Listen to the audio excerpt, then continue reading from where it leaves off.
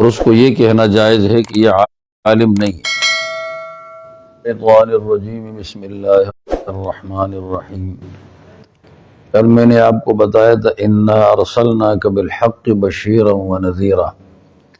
یہ آیت اللہ تعالیٰ نے حضور پاک صلی اللہ علیہ وسلم کی تسلی کے لیے اتاری ہے، اور میں نے وجہ بتائی تھی کہ انسان جب کوئی مشن پیش کرتا ہے اور آگے سے تصدیق والوں سے تکذیب والے زیادہ ہوتے ہیں تو آدمی کو اپنے مشن کے بارے میں تھوڑا اکتاہٹ پیدا ہو جاتی ہے اور الجھن پیدا ہو جاتی ہے۔ تو اللہ نے تسلی دے دی کہ آپ یہ غم نہ کریں، آپ ہماری طرف سے پیغمبر ہیں اور حق کے ساتھ پیغمبر ہیں، آپ میں بشیر نذیر کی صفت ہے، یہ پیغمبروں کی صفت ہے۔ لوگ جو نہیں مانتے آگے اور رد کرنے والے زیادہ ہیں، قبول کرنے والے کم ہیں، تو یہ آپ کا قصور نہیں ہے۔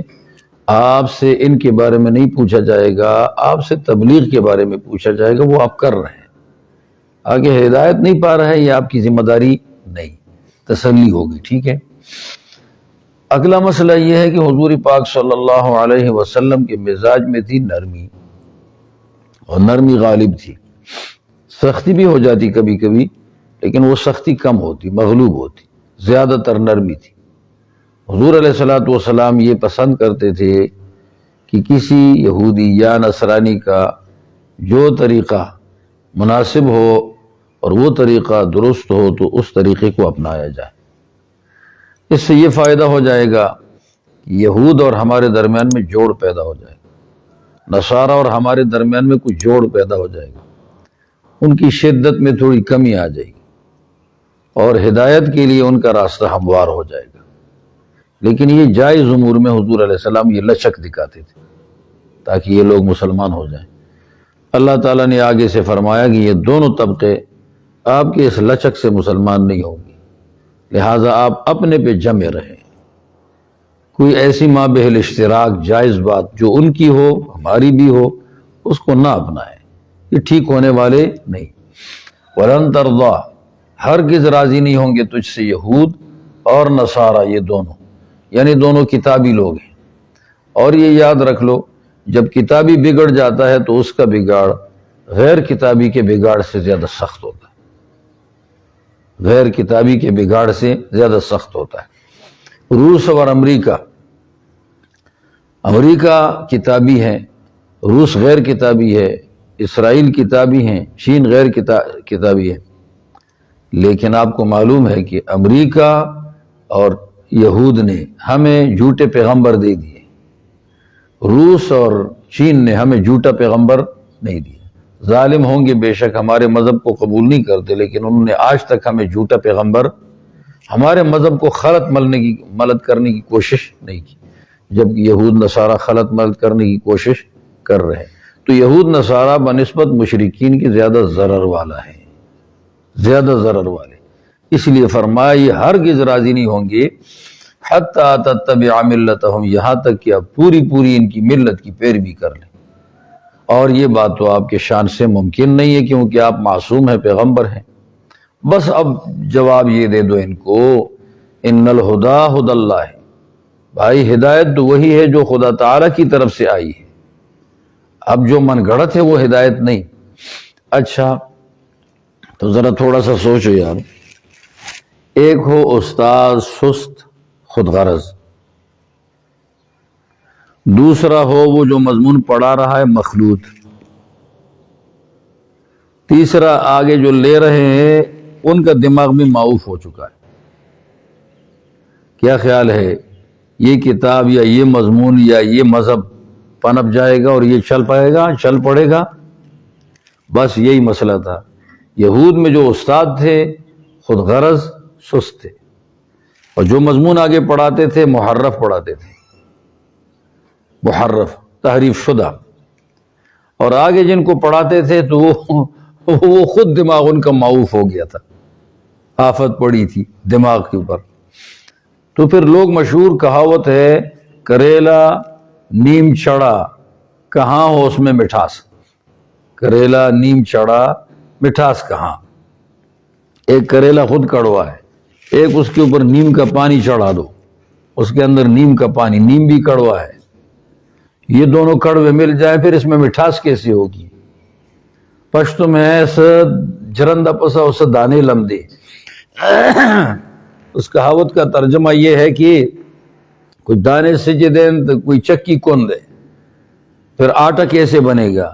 جب یہ تین مصیبتیں آ جائیں گی کہ استاد بھی سست ہے اور مضمون بھی مخلوط ہے اور آگے لینے والے بھی ان کی عقل ماری گئی ہے، تو پھر یہ مذہب چل نہیں سکتا، پنپ نہیں سکتا. یہ ہدایت نہیں ہے بھائی، یہ ہدایت نہیں ہے. اسی لیے فرمایا ان الہدا ہدی اللہ یا ان ہدی اللہ هو الہدا. اللہ تعالیٰ کی ہدایت اصل ہدایت یہی ہے. وہ جو تمہارے پاس ہے وہ تو گڑبڑ ہو گئی ہے. کچھ استاد سست ہے، کچھ آگے لینے والے خر دماغ ہیں، اور کچھ مضمون بھی بدلا ہوا ہے، تو آگے کیا سپلائی ہوگا؟ یہ مثال، یہ پوری بات یاد رکھ لو جو میں نے کر دی. خیال ہے؟ تو یہ ہدایت نہیں بن سکتا. وَلَئِنِ اتَّبَعْتَ بِالْفَرْض، نبی تو غیر کی تابعداری نہیں کر سکتا سوائے اللہ کی پیروی کے، اللہ تبارک و تعالیٰ کے طاعت کے. فرض کرو اگر آپ پیروی کریں گے ان کے خواہش کی، اس سے پتہ چلا کہ ان غیر مسلم و یہودیوں کے پاس خواہش کے بغیر کچھ نہیں ہے. حق ان کے پاس نہیں، خواہش ہے. بعد اس کے کہ آپ کے پاس علم آ چکا ہے، یہ خواہش کے خلاف علم آیا ہوا ہے، وحی خداوندی. پھر اللہ تعالیٰ کے قہر سے بچانے کے لیے تیرے پاس کوئی ولی نہیں ملے گا کہ تیری حمایت کر دے، اور تیرا کوئی مددگار بھی نہیں ملے گا کہ تجھے ضرر سے بچا دے. ولی جو نفع دیتا ہے اور نصیر جو ضرر دور کرتا ہے. تو ہر انسان کے لیے دو چیزوں کی ضرورت ہے کہ نفع دے کوئی، ضرر بھی کوئی ہٹائے. آپ کو پھر نہیں ملے گا.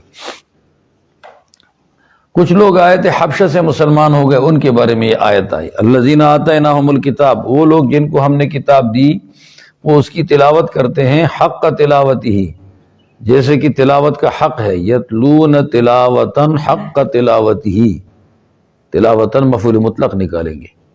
حق کا تلاوت ہی، یہ اس تلاوتن کی کیا ہو جائے گا؟ صفت. ایسی تلاوت کرتے ہیں جس طرح تلاوت کرنے کا حق ہے. وہ میں نے کیسے بتایا؟ تصدیق بھی کر لیں اور اس کو سمجھے بھی اور اس کے اوپر عمل بھی کر لیں. یہ یتلون حق تلاوتی اولئک یؤمنون بہ، وہ تو اس پر ایمان لا رہے ہیں، اور جو کفر کرے گا اس کے اوپر فاولئک هم الخاسرون. یہ اس کے اوپر سے کیا مراد ہے؟ من یکفر بہ بالکتاب. اب آگے یا بنی اسرائیل اذکروا نعمتی التی انعمت علیکم، یہ 3 مرتبہ آ چکا ہے. پہلی مرتبہ آیا تھا اوفو بعہدی اوفی بعہدکم، ساتھ یہ لگا ہوا تھا. میں نے یہ بتایا تھا کہ بنی اسرائیل کے تمام قبائح، فضائح، قبائح قبیح کام، فضائح خدا کی طرف سے ان کی شرمندگیاں، ان ساری چیزوں کا اجمالاً تذکر تھا اس چھوٹے رکوع میں. پھر اس کے بعد یا بنی اسرائیل آیا تو میں نے بتایا تھا کہ اب تفصیل شروع ہو گئی، تفصیل بنی اسرائیل کے قبائح کی اور فضائح کی شروع ہو گئی. یہ یا بنی اسرائیل آ چکا ہے کہ بنی اسرائیل کے اوپر جو قبائح اور فضائح ان کے تھے ختم ہو گئے. یہ مضمون درمیان میں سارا بنی اسرائیل سے متعلق تھا، پورا آدھا پارہ ہے، آدھے پارے سے زیادہ. صحیح ہے؟ اور آپ کو معلوم ہے کہ بھائی بات پیک ہو گئی، کور کر دی. ابتدا میں بھی اس یا بنی اسرائیل نعمتوں کا احساس دلایا، اور انتہا میں بھی نعمتوں کا احساس دلایا، تاکہ ان لوگوں میں حیا آ جائے. واعظ نصیحت کرنے کی طریقوں میں سے ایک طریقہ یہ ہے کہ پہلے بات کو مجمل کر کے رکھ دو، پھر تفصیل جاری رہے، آخر میں پھر بات کو مجمل کر کے رکھ دو. خلاصہ یہ جامع تقریر ہوتی ہے کہ 3 مرتبہ لوگوں کے سامنے بات آ جاتی ہے. ایک مرتبہ شروع میں تمہید، ایک مرتبہ تفصیلات، ایک مرتبہ آخر میں خلاصہ. یہاں یا بنی اسرائیل اذکروا شروع والا تمہید ہے، پھر اس کے بعد یہ نمبر وار اس کی قبائح تھے اور فضائح تھے. قبائح قبیح کام ان کا، فضائح خدا کی طرف سے ان کی شرمندگی، اور آخر میں یہاں آ چکا ہے خلاصہ. یہ بڑا اچھا طریقہ ہے، یہ لوگوں کے دلوں کو مائل کرنے کے لیے اور آمادہ کرنے کے لیے بہترین طریقہ ہوتا ہے. اس لیے کامیاب مدرس وہ ہے جو پہلے خلاصہ رکھ دے درس کا، درس کے خلاصے کے بعد اس کی تفصیلات رکھ دے، تفصیلات کے اختتام پر پھر دوبارہ خلاصہ تھوڑی تبدیلی کے ساتھ یا اسی پرانے انداز سے رکھتے کہ آپ سمجھے. وہ کہیں گے ہاں جی یہ بہتر طریقہ ہے، اللہ نے بتا دی. حدیث میں اس کی ایک مثال ہے، الا کلکم راع وکلکم مسئول عن رعیتہ، تمہید. فالرجل راع وهو مسؤول عن رعيته عن اهل بيته والمرأة راعية على بيت زوجها وهي مسؤولة عن رعيته. آگے والخادم راع على مال سيده ومسؤول عن رعيته والعبد راع على مال سيده وهو مسؤول عن رعيته. الا فكلكم راع وكلكم مسؤول عن رعيته. یہ بالکل وہی انداز ہے. آپ کی تقریر ایسی ہونی چاہیے، ٹھیک ہے نا. بس اس کے ترجمے کی ضرورت نہیں ہے. باقی اگر یہ کوئی اشکال کر دے کہ یہ انعامات تو اللہ تعالیٰ نے ان کے بڑوں پہ کیے تھے، موجودہ یہود پر تو نہیں کیے تھے، نصارہ پر نہیں کیے تھے، تو اس کا آسان جواب ہے الانعام علی الآباء انعام علی الابناء. آباء و اجداد پر کسی نے احسان کیا ہو تو یہی احسان اپنے پوتوں وغیرہ پر بھی ہے. اگر آباء و اجداد تباہ ہوتے تو پوتے شوتے کچھ نہ ہوتے، پوتے شوتے کچھ نہ ہوتے. ان پر انعام ہوا تو آج پوتے کوتے بھی آ گئے. کیا آ گئے؟ پوتے شوتے آ گئے. وَاتَّقُوا يَوْمًا لَا تَجْزِي نَفْسٌ عَن نَفْسٍ. اچھا دیکھو، یاد رکھ لو، مسائل میں بندہ جب پڑ جاتا ہے تو اس کے اندر تھوڑی سی سختی یا غفلت آ جاتی ہے. اگرچہ وہ دین ہے، پڑھاتا بھی ہے، لیکن غفلت اور سستی آ جاتی ہے جب مسائل میں پڑھتا ہے. اس لیے اللہ تعالیٰ درمیان میں وقفے سے وعد و وعید کا تذکرہ کر دیتے ہیں تاکہ اس بندے کی یہ غفلت ختم ہو جائے، اگرچہ وہ دین میں لگا ہوا ہے. اس لیے علماء کو بھی واعظ کی ضرورت ہے، طلباء کو بھی واعظ کی ضرورت ہے، صوفیاء کو بھی واعظ کی ضرورت ہے، تبلیغیوں کو بھی واعظ کی ضرورت ہے. وجہ اس کی یہ ہے تاکہ بحث مباحث اور لوگوں کے ساتھ الجھاؤ میں جب پھنس جاتے ہیں تو دل میں سختی اور غفلت پیدا ہو جاتی ہے. اسے ہٹانے کے لیے دوبارہ واعظ کرنا پڑتا ہے تاکہ مذہب کی روحانیت باقی رہے. واعظ و نصیحت سے مذہب کی روحانیت باقی رہتی ہے. ورنہ آپ لوگ کہو گے ہم تو روزانہ پڑھتے ہیں کتابیں اور کتابوں میں لگے ہوئے ہیں، پھر واعظ کی کیا ضرورت ہے؟ آپ اس میں اپنی غفلت اور دل کی سختی اور یہ چیزیں سوچ رہے نا.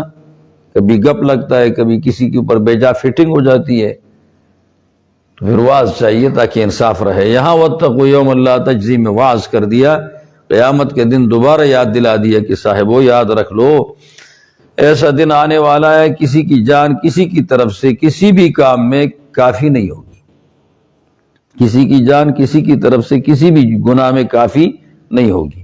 ایک دوسرا کیا؟ فدیہ قبول نہیں ہوگا. دو تیسرا سفارش کارآمد نہیں ہوگی، نفع نہیں دے گی، لوگ کریں تب بھی نفع نہیں ہوگی. اور چوتھا ولا ہم ینصرون، ان کی مدد احتجاج وغیرہ کے ساتھ بھی نہیں کی جائے گی. تو چار امداد کی صورتیں ساری کی ساری قیامت کے دن ختم، وہ نہیں ہوگی. البتہ اتنا ایک فائدہ رہ گیا بیچ میں کہ وہ شروع میں شفاعت پہلے آیا تھا اور عدل آخر میں آیا ہے. شروع میں ولا یؤخذ منها عدل کیا ہے، ولا يقبل منها شفاعت ولا يؤخذ منها عدل ولا هم ينصرون. عدل بعد میں تھا اور شفاعت پہلے تھی. ادھر شفاعت بعد میں کر دی اور عدل پہلے کر دیا.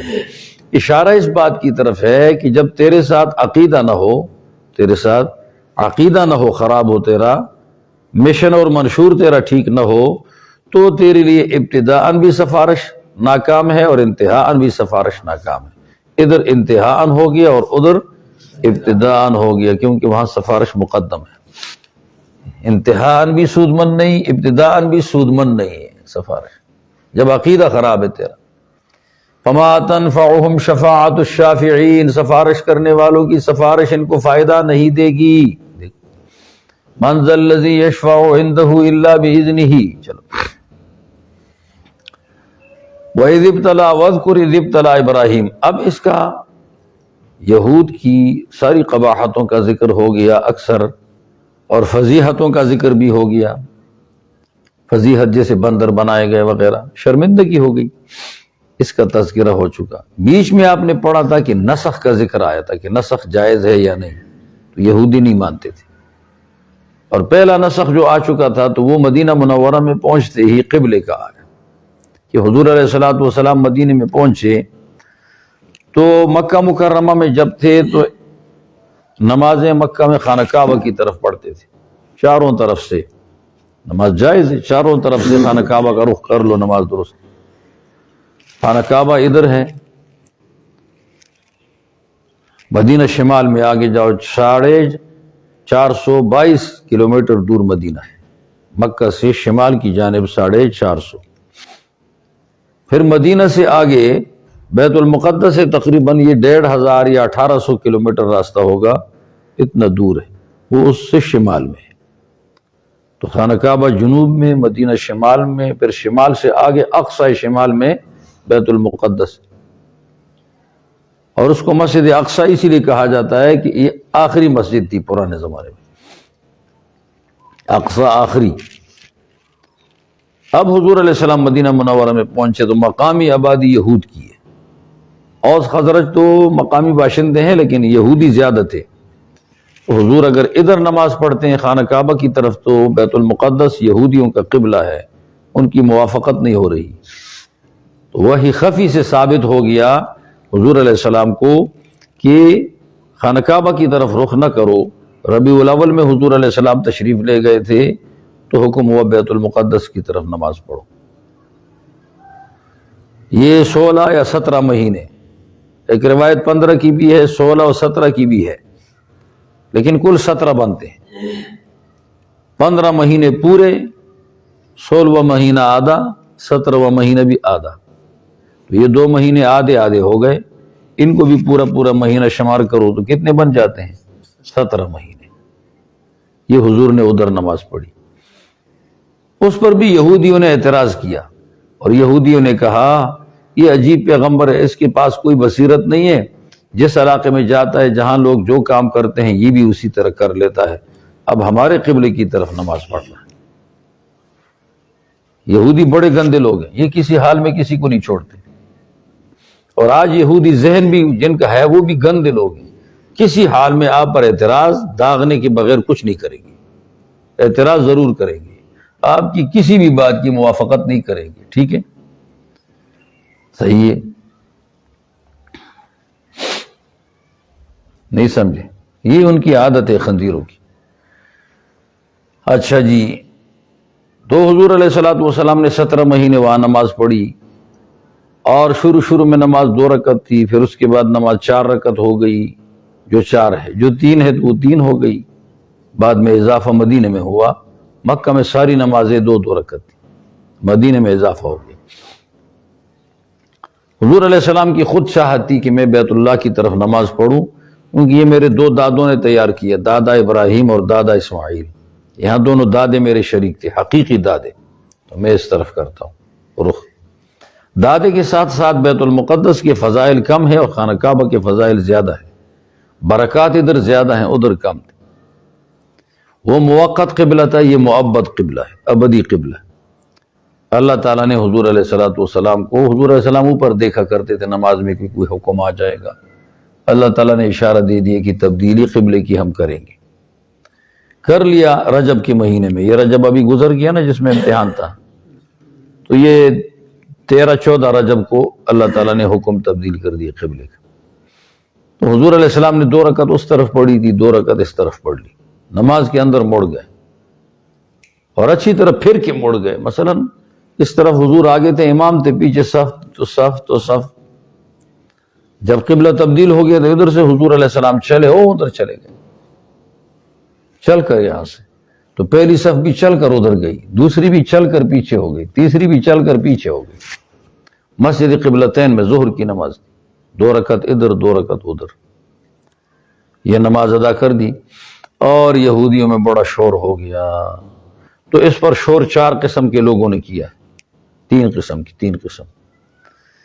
ایک تو وہ لوگ تھے جنہوں نے کہا تھا کہ ہم تو اس پیغمبر کے حکم کے تابع ہیں، جیسے یہ کرتا ہے ہم ویسے ہی کریں گے، ہمیں کوئی تردد نہیں ہے، حکم کی غلامی میں ساری برکتیں ملتی ہیں، جیسے حکم ویسے ہم۔ یہ صحابہ کرام کا پورا طبقہ تھا، ضروریات دین طبقہ، انہوں نے تو بغیر کسی چون چرا کے مان لیا۔ یہی اصحاب خیر ہے آج تک۔ منافقین تھے تو وہ تو ڈاواڈول گروپ تھا، وہ منافقین ہے، دل سے تو کافر ہے، زبان سے مسلمان ہے، تو انہوں نے بھی اعتراض داغنا شروع کر دیا اور کا جواب دیا، وما کا مشرکین نے کہہ دیا، جی کدی کو بھی صفحہ کہا ہے، اور آگے مشرکوں کو بھی کیا کہا ہے؟ جکدی مشرک، ان کو بھی صفحاء کہا ہے۔ صرف فقہا صحابہ کرام ہیں، ان کو فقہا کہا گیا ہے، یہ سارے صفحاء آگے آ رہا ہے۔ تو یہ تو قبلے کی تبدیلی کی تفصیل میں نے بتا دی، پیچھے آیا تھا کہ قبلہ بدلا تو یہودیوں نے اعتراضات شروع کر دیے۔ اللہ تعالیٰ اب خانہ کعبہ میں یہ فضیلت بتاتے ہیں کہ قبلے کی تبدیلی جو ہوئی ہے تو یہ قبلہ وہ بھی ہے، قبلہ یہ بھی ہے، لیکن اس کا تقدس زیادہ ہے، اور یہ قدیمی قبلہ ہے، وہ بعد والا قبلہ ہے۔ 40 سال پہلے اس کی بنیاد رکھی تھی اور 40 سال بعد میں بیت المقدس کی بنیاد رکھی، تو مقدم قبلہ یہ ہے، لہٰذا اصل یہی ہے۔ پھر اس کو 2 پیغمبروں نے بنایا ہے، بابا ابراہیم اور اسماعیل نے، اور جو بیت المقدس ہے اس کی تجدید تو سلیمان علیہ السلام نے کی ہے، تجدید، مجدد وہ ہے، ہم اس کی بے اکرامی نہیں کرتے، وہ مسجد ہے، لیکن اب وہ قبلہ نہ رہا، مسجد رہ گئی، قبلہ اب یہ ہے، برکات ساری معبد ادھر منتقل ہو گئی۔ اور تورات میں بھی لکھا ہوا تھا کہ حضور آخری پیغمبر جو ہے یہ خانہ کعبہ کی طرف مستقل نماز پڑھے گا اور بیت المقدس کی طرف بھی نماز پڑھے گا، تاکہ پچھلے انبیاء کی اقتداء بھی ہو جائے، ان کے مخالفین میں سے یہ شمار نہ ہو جائے، مقتدی اس کی اقتداء بھی ہو جائے ان کی۔ یہ تو اللہ تعالیٰ نے تورات میں یہ بات بتائی تھی، اور یہود جان بھی چکے تھے، لیکن آپ کو معلوم ہے بھائی، ضد کا پردہ جب آ جاتا ہے تو پہاڑ بھی غائب ہو جاتا ہے۔ کیا خیال ہے؟ آپ اپنی آنکھوں کے سامنے ایک تنکا لاؤ، چھوٹا سا، پہاڑ کتنا بڑا ہے، یہ کتنا چھوٹا سا تنکا ہے، آپ کے سامنے سے پہاڑ غائب ہوگی۔ چلو یار تنکا نہیں، یہ انگلی رکھ دو، اپنے آنکھوں کے سامنے انگلی رکھ دو، اب کھلی آنکھ کے ساتھ دیکھو، پہاڑ نظر آتا ہے؟ آتا ہے نظر؟ کر لو یار سارے، وہ پہاڑ کتنے نظر آتا ہے؟ یہ پہاڑ کتنی انگلیوں کا ہے، شمار سے باہر ہے، لیکن آپ نے ایک انگلی رکھ دی ہے، پہاڑ غائب ہو گیا۔ ضد ایسی خبیث چیز ہے، عناد، ضد، عناد، ضد، تردد، عناد، ضد، تردد، یہ حق کا پہاڑ غائب کر دیتا ہے آدمی سے۔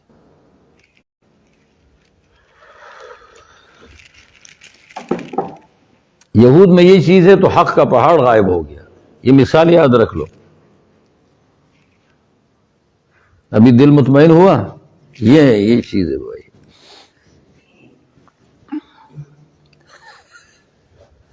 کسی آدمی کے بارے میں ضد ہونا، پہاڑ غائب ہو جاتا ہے۔ مثلا ہم نے ایک فتویٰ لکھ دیا مانسیرہ میں، اشاعت الاسلام میں، وہ فتویٰ لکھا تو لکھنے کے بعد تصدیق میں نے کر دی، اور میں نے کسی سے کہا یہ ایسا لکھو لکھو لکھو، کر دی۔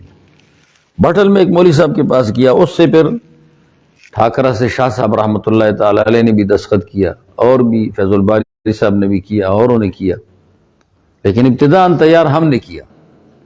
تو بٹل میں وہ مولوی صاحب وہ کہہ رہا ہے کہ یہ دستخط ٹھیک ہے، یہ اوپر شاہ صاحب والا، میرا کہتا ہے نیچے یہ دستخط ٹھیک نہیں ہے۔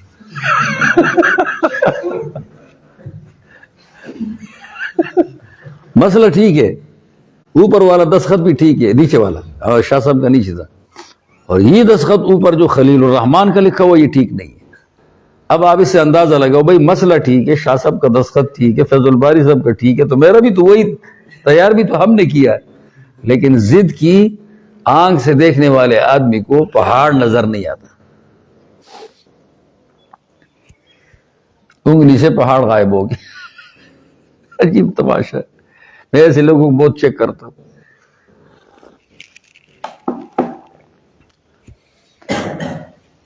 ابھی یہ قبلے میں بتا رہے ہیں کہ اللہ رب العالمین ہے، عامر ہے، جبریل امین ہے، انجینئر، اور بنانے والا ہے ابراہیم۔ اب ابراہیم کون ہے اس کی بھی تعریف ہو رہی ہے، پھر آگے خانہ کعبہ کی بھی تعریف ہو رہی ہے، پھر اس کے بعد اس کے مددگار کی تعریف بھی ہو رہی ہے، پھر ابراہیم علیہ السلام کی دعا کی بات بھی آ گئی ہے۔ تو اب خانہ کعبہ کی عظمت سامنے لا رہے ہیں کہ اس کو ہم نے ابدی قبلہ اس لیے بنایا، اور یہود کو یہ بات سمجھ میں نہیں آئی۔ اب ربط معلوم ہو گیا۔ وَإِذِ ابْتَلَىٰ ابراہیم، اور یاد کرو اس وقت کو، وَاذْكُرْ إِذِ ابْتَلَىٰ ابراہیم، آزمائش کی ابراہیم علیہ السلام کی، ربہ اس کے رب نے، بکلمات چند کلمات کے ساتھ، یہاں کلمات سے مراد ہے کچھ احکامات کے ساتھ، کچھ عملی کام، فَأَتَمَّهُنَّ، تو ابراہیم علیہ السلام نے ان سارے کاموں کو پورا کر دیا، کلمات کو پورا کر دیا، یعنی ان کلمات پر عمل کر دیا۔ وہ کلمات کیا تھے؟ کچھ حضرات فرماتے ہیں کہ حج کے کام ہے سارے کلمات۔ ظاہر بات ہے حج کا ہر کام جملے سے ثابت ہے، تو جملہ بھی کیا ہے؟ کلمات کا مجموعہ ہے۔ کچھ حضرات فرماتے ہیں نہیں، وہ اور کام ہے۔ وہ چند ایسے کام تھے کہ 5 سر میں ہے اور 5 دھڑ میں ہے، سر اور دھڑ میں ملا کر 10 بنتے ہیں۔ ان کو ابراہیم علیہ السلام نے پورا کیا، اور یہ ابراہیم علیہ السلام پہ واجب تھے۔ 10 من الفطرہ، 10 کام فطرت کے تقاضے کے ہیں۔ تو جو اوپر ہیں، مونچھیں کاٹنا، ایک مونچھیں کاٹنا، تراشنا، صحیح ہے۔ اسی طرح اس کے علاوہ کیا چیز ہے؟ مزمزہ کرنا، استنشاق کرنا، مونچھیں کاٹنا، یہ بالائی طبقے میں جو شامل ہیں، مزمزہ، استنشاق اور مونچھیں کاٹنا، اور 2 اور ہیں، یہ اوپر ہے۔ اور جو نیچے جسم میں ہے تو اس میں کون کون سے ہیں؟ ناخن تراشنا ہے، یہ بھی ہے، اور ختنہ کرنا ہے، یہ بھی ہے، استنجا کرنا ہے، وہ بھی ہے۔ تو 2 کا تعلق تو گندی جگہ سے ہو گیا، اور ناخن تراشنا، مثانے کے بالوں کو صاف کرنا، تیسرے کا تعلق بھی اسی کے ساتھ ہو گیا، چوتھے کا، اور بغل صاف کرنا، اکھیڑنا ان باتوں کو۔ تو یہ 3 نیچے دڑ میں آ گئے، اور باقی اوپر 3 نہیں، 5 دڑ میں آ گئے، اور 5 کس میں آ گئے؟ سر میں۔ صحیح۔ مزمزہ، استنشاق، اور اسی طرح مونچھیں، اور ساتھ 2 اور بھی ہیں، صحیح۔ یہ کام ابراہیم علیہ السلام پہ واجب تھے، ہم پر واجب نہیں۔ لیکن آپ کہیں گے کون سے مشکل کام ہے کہ اللہ نے ان کو سراہا ہے؟ حضر یاد رکھنا چاہیے، کسی بھی کام کی آسانی یا دشواری کا تعلق ماحول کے ساتھ ہوتا ہے۔ اگر ماحول منفی غالب ہے تو آپ کے مثبت کام آسان بھی مشکل ہے، اور اگر ماحول منفی غالب نہیں ہے تو آپ کے مثبت کام مشکل بھی آسان ہے۔ ماحول مشکل کاموں کو بھی کروا دیتی ہے۔ ماحول جب مخالف ہو تو آسان کام بھی مشکل۔ سارے مچھندر ہیں، بڑے بڑے، بڑی بڑی مونچھیں رکھی ہوئی ہیں، 1 فٹ اتنی مونچھیں رکھی ہوئی ہیں، اس میں کسی کا مونچھیں کاٹنا کتنا مشکل ہے۔ سبھی مچندر ہیں، بچہ بھی، بڑے بھی، سارے۔ اچھا، پھر کوئی مسواک نہیں کرتا، منہ سے بدبو آتی ہے، سارا نسوار اور یہ گند لگا ہوا ہے، اور مسواک بھی تو انہی میں سے ہے نا، اوپر والے 5 میں سے۔ پھر آپ مسواک شروع کر دیں تو لوگ کہیں گے جانے اور جانا گیا، وہ طبیعت مسخ ہو گئی ہے، اس کو اچھائی بری نظر آتی ہے، مسواک اس کو عیب نظر آ رہا ہے۔ اچھا، اسی طرح مزمزہ اور استنشاق کرنا، ہو سکتا ہے کوئی صاف کرتے ہوں کسی کپڑے کے ساتھ اپنے منہ کو اور اندر کو، منہ کے کپڑے کے ساتھ صاف نہیں ہوتا جتنا کہ یہ اس کے ساتھ پانی کے ساتھ صاف ہوتا ہے۔ پانی سیال ہے، اور پانی عجیب فعل اور انفعال دونوں کو جمع کر رہا ہے۔ یہ پانی انفعال بھی ہے اور اس میں فعل بھی بہت زیادہ ہے، منطقی اعتبار سے انفعال اور فعل دونوں پانی میں خوب موجود ہے، برابر برابر۔ وہ لوگ سارے ایسے ہی مچندر قسم کے تھے اور ایسے گندے لوگ تھے۔ اسی طرح ناخن بڑے بڑے رکھے ہوئے، مردوں نے بھی عورتوں نے بھی چھریاں پاس ہیں، جسے آج کل عورتیں رکھتی ہیں، چھریاں پاس ہیں۔ اور سکھوں کی طرح شرمگاہ کے بال اتنے لمبے لمبے ہو چکے ہیں، شرمگاہ کی بھی داڑیاں آئی، اور استنجا نہیں کرتے، بدبو آ رہی ہے، برا حشر ہے۔ بغل کے بالوں میں پسینہ آ گیا تو نیا تماشا بن گیا، مجلس میں بیٹھ نہیں سکتا۔ ان میں اب ایک صاف نظیف آدمی، یہ عیب ہے، ان کی طبیعت مسخ ہوئی ہے۔ آپ کہو گے یہ کیسے ہو سکتا ہے کہ اتنی صفائی کو لوگ برا سمجھیں؟ جس کی طبیعت مسخ ہے اس کو اچھائی بری لگتی ہے، طبیعت مسخ ہوئی ہے۔ وہ تو جس کی طبیعت برقرار ہو اس کو برائی بری لگتی ہے، اچھائی اچھی لگتی ہے، لیکن جس کی مسخ ہے اس کو برائی اچھی لگتی ہے اور اچھائی بری لگتی ہے۔ نکاح برا لگے گا، زنا اچھا لگے گا، طبیعت مسخ ہو گئی۔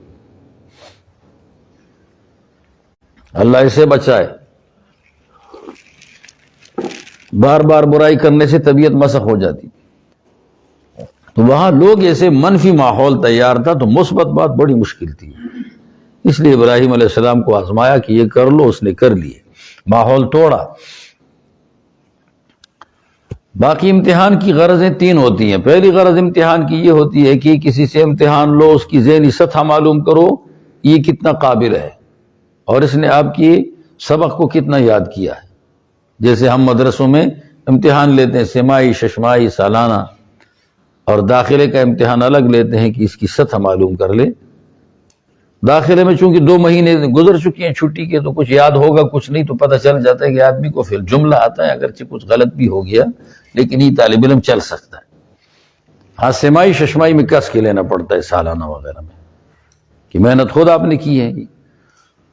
داخلے کے امتحان میں تو آپ دوسرے کی محنت معلوم کرنا چاہتے ہیں، لیکن سماعی ششمائی سالانہ میں اپنی محنت معلوم کرنا چاہتے ہیں.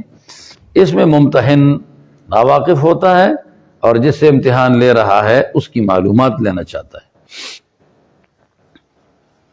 یہ امتحان اللہ نہیں لیتا کیونکہ اللہ سب کچھ سے واقف ہے. دوسرا امتحان کون سا ہوتا ہے کہ اس میں آپ نے کسی باکمال آدمی کے کمال کو واضح کرنا ہے. ایک لڑکا ہے مثالی محنتی، مثالی ذہین، مثالی طاعت والا ہے، مدرسے کا وفادار، استاذوں کا وفادار، سلیقے کا طالب علم ہے، تو آپ امتحان لے لیں اور اس امتحان سے مقصود ہو کہ صرف اس کی قابلیت واضح کر دے. اللہ اس قسم کے امتحانات لیتا ہے. اور تیسری غرض یہ ہوتی ہے کہ کسی پر تہمت ہے، مثلا آپ اس کے ساتھ اچھا رویہ رکھتے ہیں، باقی طلباء کہتے ہیں خواہ اس کے ساتھ اچھا رویہ رکھا ہے. ہم بھی تو طالب علم ہیں، تو استاد نے امتحان لے لیا اور امتحان میں وہ فر سنا کے پاس ہو گیا، تو بادشاہ پیشوا نہیں، نبی پیشوا بناتا ہوں. نبی کا خلیفہ پیشوا بھی نہیں بناتا، نبی بناتا ہوں. جاعلک للناس اماما. اب آپ کو پتہ چلنا چاہیے کہ جاعلک للناس اماما، خدا جب امام بناتا ہے کسی پیغمبر کو تو یہ معصوم ہوگا، یہ امام معصوم ہوگا بھائی، جو خدا بنا رہا ہے پیغمبر ہی دیتا ہے. باقی اس کے علاوہ اگر بادشاہ ہے یا خلیفہ ہے تو خلیفہ خدا نہیں بناتا، پبلک بناتی ہے. بادشاہ اللہ نہیں بناتا، پبلک بناتی ہے. اللہ کا ارادہ چلتا ہے، اللہ خود بناتا نہیں ہے، وہ اسباب پر موقوف ہے کہ پبلک خود نمائندہ مقرر کریں گے. جو پبلک مقرر کر دے وہ بادشاہ مناسب ہے. جو پبلک مقرر نہ کرے، کوئی بیچ میں سے گھسیڑ کے لا کے کھڑا کر دے تو وہ ظالم اور ملعون ہوتا ہے. وہ کیا ہوتا ہے؟ وہ ملعون. ذہن میں آ گئی بات؟ تو یہاں عصمت شرط ہے. یہاں سے مراد کوئی اور بادشاہ نہیں ہے، خلیفہ بھی نہیں ہے. بادشاہ پیغمبر کا خلیفہ، اس کا معصوم ہونا ضروری نہیں ہے، بس صرف پیغمبری والی بات ہے، معصوم. قال ابراہیم علیہ السلام نے کہا ومن ذریتی، ادھر فعل محذوف ہے، وجعل من ذریتی ائمۃ، اے اللہ تعالیٰ میری اولاد میں سے بھی ائمہ بنا دے. وجعل من ذریتی ائمۃ، میری اولاد میں بھی پیغمبری دے دے. قال، اللہ تعالیٰ نے فرمایا لا ینال عہدی، عہدی فاعل ہے، لا ینالو کا ظالمین مفعول ہے. میرا وعدہ نہیں پہنچتا ظالموں کو، ظالموں تک میرا وعدہ نہیں پہنچ سکتا. ظالم سے مراد کیا؟ وضع الشیء فی غیر محلہ، مشرک یا گناہگار. وعدہ پیغمبری گناہگار تک نہیں پہنچ سکتا، اسی لیے پیغمبر قبل النبوت بعد النبوت کبائر سے معصوم ہے.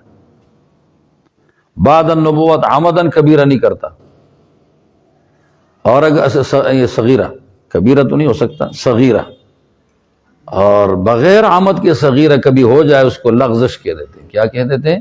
لغزش، خلاف اولا، ورنہ پیغمبر معصوم ہے. صحیح ہے. یہاں سے شیعوں نے استدلال کر دیا اپنے امامت کا کہ ہمارے ائمہ موجود ہیں اور ائمہ خدا مقرر کرتا ہے. اس کا جواب یہی دے دیا کہ ائمہ میں عصمت ہے، خدا مقرر کرتا ہے اس کو، باقی اس کے علاوہ جتنے بھی بادشاہ ہیں یا بادشاہ کا خلیفہ ہے تو یہ سارے لوگ مقرر کرتے ہیں، یہ لوگوں کی ذمہ داری ہے. ہمارے اہل سنت والجماعت کے عقائد میں سے ہے کہ خلیفہ اور امام کا مقرر کر لینا یہ لوگوں کا کام ہے، بادشاہ اللہ مقرر نہیں کرے گا کہ لا کر کھڑا کر دے. ایک طالوت خدا نے مقرر کیا تھا کہ پیغمبر کو کہا تھا کہ طالوت تمہارا بادشاہ ہوگا، باقی اللہ تعالیٰ مقرر نہیں کرتا، لوگ مقرر کرتے. یہ تو ابراہیم علیہ السلام کی بات آ گئی کہ اس نے ایسے وقت میں اپنی نسل کو بھی بھولا نہیں ہے، لیکن اللہ نے جواب دیا کہ ہم کبیرہ کرنے والے، عمدن صغیرہ کرنے والے کو پیغمبری نہیں دیں گے. لا ینال عہد الظالمین، عصمت انبیاء یہاں سے ثابت. وَإِذْ جَعَلْنَا الْبَيْتَ، اور وَاذْكُرْ إِذْ جَعَلْنَا الْبَيْتَ، یاد کرو، یا پچھلے اس سے اس پہ عطف کرو. اِذِ ابْتَلَا وَإِذْ جَعَلْنَا الْبَيْتَ، اس کا عطف اس پہ کرو، یا الگ اذکر نکالو، مرضی ہے. یہ وَإِذْ مضاف ہے، جَعَلْنَا الْبَيْتَ سارا مضاف الیہ ہے نا. مضاف الیہ آپ کو پتہ ہے کہ ایک غیر مستقل چیز ہے، اس کے لیے کوئی عامل چاہیے نا، تو یہاں مفسرین اذکر نکالتے. کچھ حضرات کہتے ہیں مقدر نکالنے کی ضرورت نہیں ہے، اسی جگہ آپ تلاش کرو آپ کو فعل ملے گا. وَاتَّخِذُوا مِن مَّقَامِ إِبْرَاهِيمَ مُصَلًّى، اسی کے ساتھ اِذْ جَعَلْنَا الْبَيْتَ کو لگا لو. یاد کرو اس وقت جب ہم نے بیت اللہ کو بنا دیا. مصابتاً ظرف کا صیغہ ہے، صاب یصوب صوباً سے ہے، تو الظرف منہ اجوف ہے نا، صاب یصوب صوباً، الظرف منہ مقال، قال یقول کا وزن ہے، تو مصاب، اب آگے تا لگا دی. یہ تا کس کے لیے؟ اب آپ کہیں گے کہ بڑے بڑے بابو نہیں جانتے، تو بابو کے دل میں اسلام نہ ہو ہم کہاں سے لائیں؟ یہ اسلام تو بلوٹوتھ سے نہیں آ سکتا کہ نال ملاؤ ٹچ ادھر اسلام چلا جائے گا. یہ محنت اور طلب سے آتا ہے، وہ اس بابو میں ہے نہیں.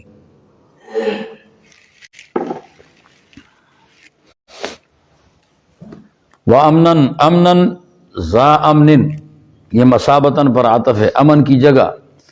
مرکز چاہیے اسلام کے لیے اور مسلمانوں کے لیے، تو یہ مرکز خانہ کعبہ ہو گیا.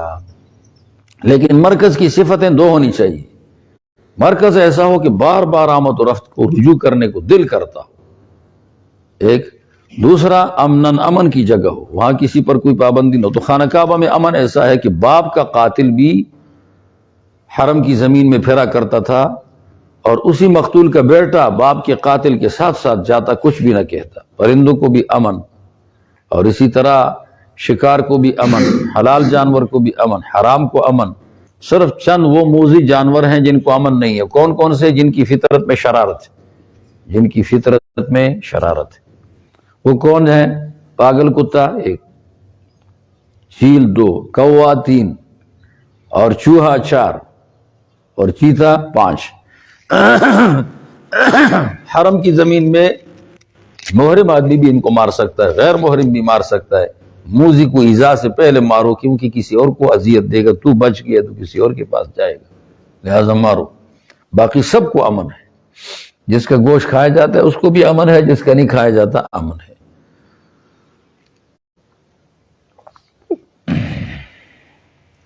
وَاتَّخِذُوا، یہ وَاتَّخِذُوا ہے، اس کا تو جعلنا پر عطف بن نہیں سکتا، تو فعل نکالو. وَقُلْنَا لَهُمْ، ہم نے کہا ان سے، اتخذوا من مقام ابراہیم، مقام ابراہیم کو بنا دو مصلاً، جائے نماز.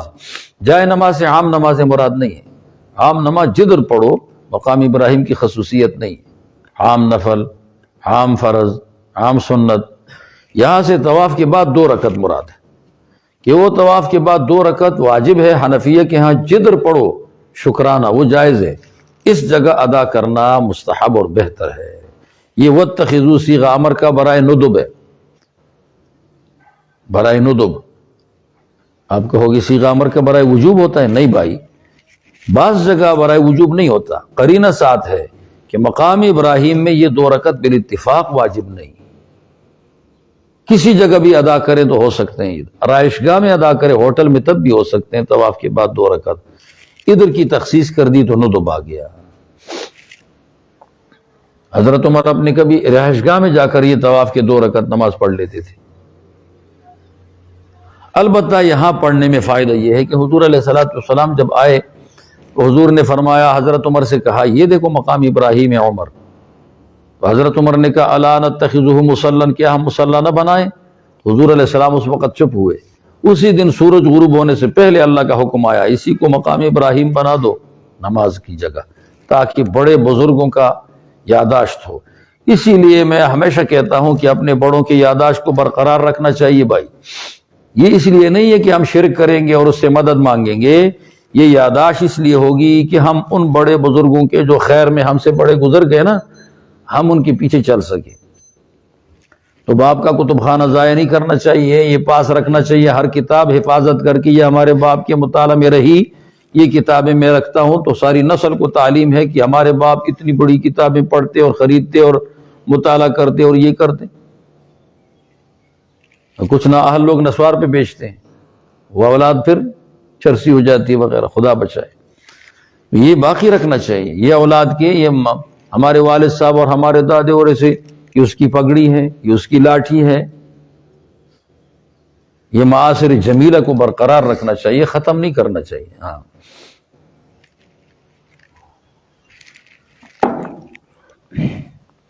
یہ وہ پتھر ہے کہ ابراہیم علیہ السلام خانہ کعبہ بنا رہے تھے، جب دیوار اوپر چڑھ گئی تو پھر اوپر پتھر رکھنا ہوتا، نیچے بیٹے سے لینا ہوتا، پھر اوپر رکھنا ہوتا، پھر گارا رکھنا ہوتا، تو بیٹا پہنچ نہ سکتا، باپ اوپر سے نیچے لینے میں مشکل. تو یہ پتھر وہاں موجود تھا، خدا تعالیٰ نے اس کو حکم دے دیا، جنت سے لایا گیا پتھر تھا، یہ ربڑی بن گیا. بس یہ اوپر بھی ہو رہا ہے اور نیچے بھی آ رہا ہے. جب باپ رکھتا ہے پتھر تو پتھر اوپر چڑھ جاتا ہے، جب بیٹے سے لیتا ہے تو پتھر نیچے آ جاتا ہے.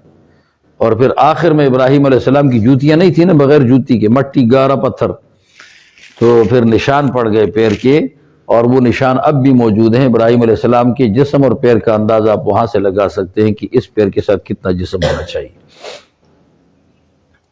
وہ چھوٹا سا پتھر ہے، اتنا سا ہوگا، یہ جیسے یہ میرے سامنے موجود ہے، یہ اتنا. اس میں ابراہیم علیہ السلام کے پیر کے نشانات ہیں. آس پاس سارا شیشہ ہے، بتی نہیں ہے، باہر کی روشنی اندر جاتی ہے تو نظر آ جاتا ہے، رات کو بھی دن کو بھی. اس میں کون نماز پڑھ سکتا ہے؟ یہ جس جگہ رکھا گیا ہے اس کے گرد و نواح میں، اس سے آگے نہیں، اس کے دائیں بائیں پیچھے نماز ادا کرو 2 رکعت طواف کے بعد، تاکہ بڑے حضرت کا تمہارے سامنے یادداشت ہو. ٹھیک ہے. وعہدنا، اور ہم نے وصیت کر دی. عہد یا عہد کے بعد جب آ جاتا ہے الہ، تو یہ وصیت کا معنی دیتا ہے. ہم نے وصیت کر دی ابراہیم کو، اسماعیل کو، یہ وصیت کر دی انطہر بیتیا. آپ کو پتہ ہے کہ ان تفسیر کرتا ہے اس فعل کی کہ جس میں قول کا معنی ہو اور قول نہ ہو. نادینا ہو یا ابراہیم، عہدنا انطہر، عہد میں قول کا معنی ہے، قول نہیں ہے، تو انطہر سے تفسیر ہوگی. کیا خیال ہے؟ انس پاک کرو میرے گھر کو، للطائفین، طواف کرنے والوں کے لیے، بتوں سے پاک کرو، میل سے بھی پاک کرو، کچرے سے بھی پاک رکھو. طائفین دور دراز سے آنے والے، والعاکفین وہیں کے پڑے رہنے والے، والرکع السجود، رکوع سجدہ کرنے والے. کچھ اب بھی ویسے پڑے رہیں گے، بس صرف دیکھتے ہیں، مطلب کمزور لوگ ہیں تو وہ وہاں دیکھتے ہیں. خانہ کعبہ کو دیکھنا عبادت ہے. کرو جب کہا ابراہیم علیہ السلام نے، کیا کہا؟ رب اجعل ھذا بلدا، اے رب اجعل، مقرر کر دے، ھذا اس کو، بلدن شہر، آمنن امن والا. بھائی جب یہ بنا رہے تھے اس وقت کوئی شہر نہیں تھا. واقعی بلاد دنیا میں سب سے مضبوط شہر یہی ہے کہ جب سے بنا ہے اس وقت سے لے کر آج تک کبھی اجڑا. باقی سارے شہر بن بھی جاتے ہیں، مٹ بھی جاتے ہیں، یہ نہ بنا ہے تو مٹا کبھی نہیں. آمنن امن والا، وارزق اہلہ، اور اس کے باشندوں کو دے دے، من الثمرات، قسمہا، قسم پھل. کہاں سے دے دیں؟ وہاں تو پتریلی زمین ہے، شنگٹا تھا، نیلے پتھر کے پہاڑ ہیں، وہاں تو گنجائش نہیں ہے. باہر سے مٹی لانی پڑے گی اور پھر کچھ بنانا پڑے گا، سبزی ہو جائے گی، واقعی تو نہیں ہوگی. یہ دعا جو مانگی ہے نا، وہاں کی کاشتکاری کی نہیں مانگی، دنیا بھر سے پھل پہنچا دے. اب مصر کا مالٹا وہاں ملتا ہے، جاپان کا ملتا ہے، مختلف شہروں کی تمام چیزیں آ کر مکہ مکرمہ میں ملیں گی، جو آپ کو کسی اور جگہ نہیں ملے گی. مکہ میں تلاش کرو، وہاں ہوگی. وہ دعا ابراہیمی ہے، اللہ نے کامیاب کر دیا. اچھا، ورزق کا مفعول بھی ایک اہلہ ہے، دوسرا من آمنہ ہے. ان لوگوں کو دے دے رزق جو ایمان لائے، باللہ، اللہ پر، والیوم الآخر، اور آخرت کے دن پر. اللہ اور آخرت پر ایمانیات ستہ سب آ گئے. میں نے بتایا تھا ایمانیات میں تجزی نہیں ہو سکتی. ابراہیم علیہ السلام نے یہاں من آمن منہم باللہ والیوم الآخر کیوں کہا؟ قرینہ اس پر کیا ہے؟ ابراہیم بہت ہوشیار تھے، سمجھ گئے کہ اللہ نے پیچھے فرمایا لا ینال عہد الظالمین، میرا وعدہ خلافت کا، امامت کا، یہ ظالموں تک نہیں پہنچ سکتا. تو ابراہیم سمجھے شاید اللہ تعالیٰ بھی روزی ظالموں کو نہیں دے گا. تب دعا میں کیا کہا؟ من آمن منہم، مومنوں کو روزی دے دے. نہیں سمجھے؟ بادب بہت تھے نا، تو ادب کا خیال رکھا کہ اللہ کی چاہت پیچھے تو ظالمین کو خدا نے امامت نہیں دینی، تو شاید ظالمین کو رزق بھی نہ دیتا ہو. اس لیے اللہ سے دعا مانگی جاتی ہے نا، تو سینہ زوری کر کے نہیں مانگی جاتی، اللہ کی منشا کو دیکھ کر دعا مانگی جاتی.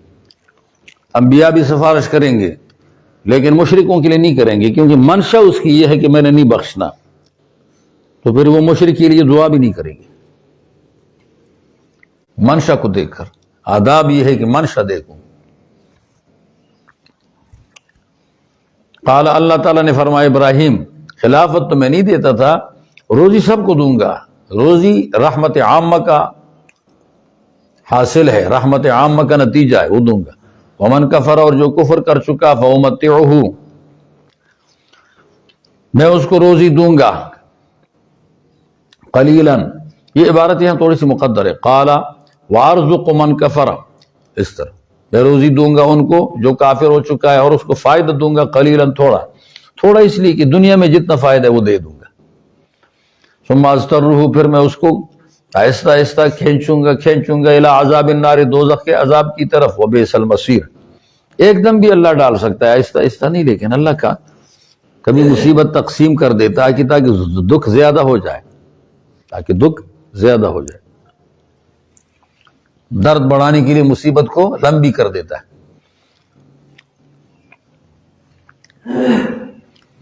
وبئس المصیر، برا سٹاپ ہے وہ. آخری سٹاپ کو کیا کہتے ہیں؟ وہ مصیر، برا سٹاپ ہے وہ بری جگہ ہے پھرنے کی. یہاں بئس فعل، المصیر فاعل ہے، مخصوص بالضم محذوف ہے. بئس المصیر ہوا، یہ عذاب النار بڑا مصیر ہے. ہوا نکالو گے یہاں عذاب النار کی طرف راجی، مخصوص بالضم. تیسری بات آ گئی وَإِذْ يَرْفَعُ، یہاں اذ رفع ہونا چاہیے کیونکہ یہ واقع گزر چکا ہے. یرفع مضارع ہے. میں نے کہا حالت ماضیہ بڑی عجیب تھی تو اس کو حاضر کرنے کے لیے، حالت ماضیہ عجیب تھی اس کو حاضر کرنے کے لیے. یاد رکھو اس وقت کو جب اٹھا رہے تھے ابراہیم علیہ السلام القواعد من البیت، قواعد بیت اللہ کے اساس، دیواریں. قواعد سے مراد اساس اور دیواریں.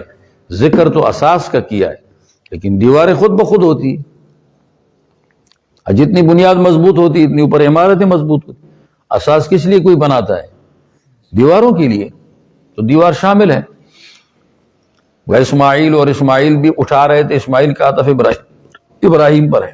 اب یہ معلوم نہ ہو سکا کہ کون کیا کر رہا تھا، لیکن تقسیم عمل ہے.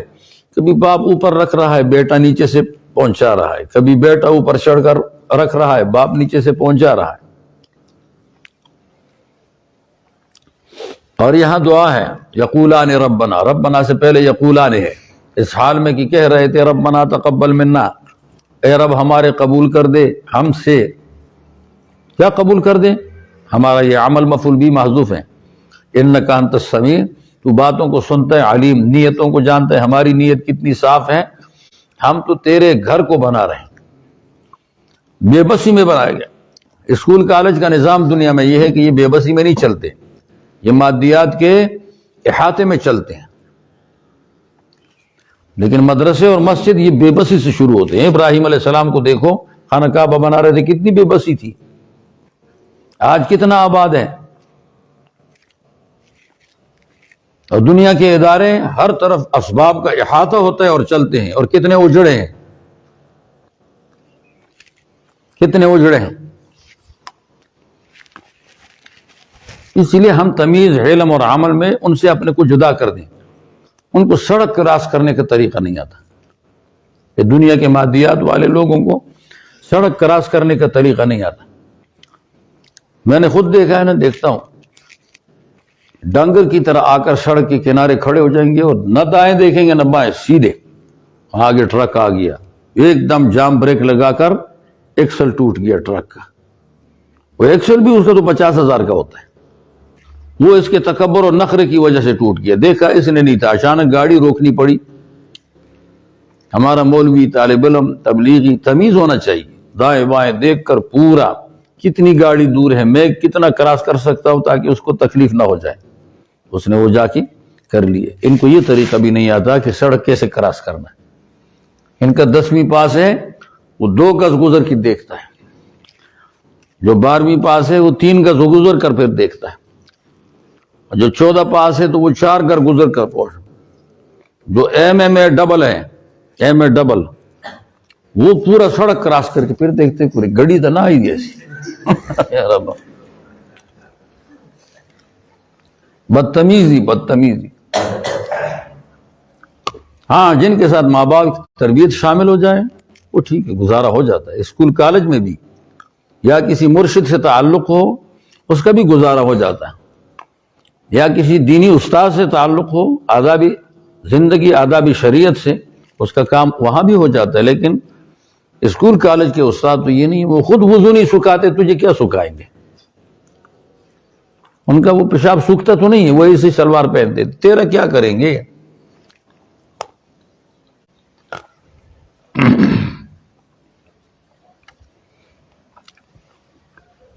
ربنا وجعلنا، اے رب ہمارے، وجعلنا مسلمین، ہمیں بنا دے مسلمان، لکا تیرے فرمان بردار، منقادین لکا، ومن ذریتنا، ادھر بھی ہے وجعل من ذریتنا امتا مسلمتا لک، یہاں بھی وجعل، ہماری اولاد میں سے بھی امت مسلمہ تیرے لیے سپرد امت بنا دے، ہماری اولاد میں سے بھی بنا دے تیرے لیے سپرد۔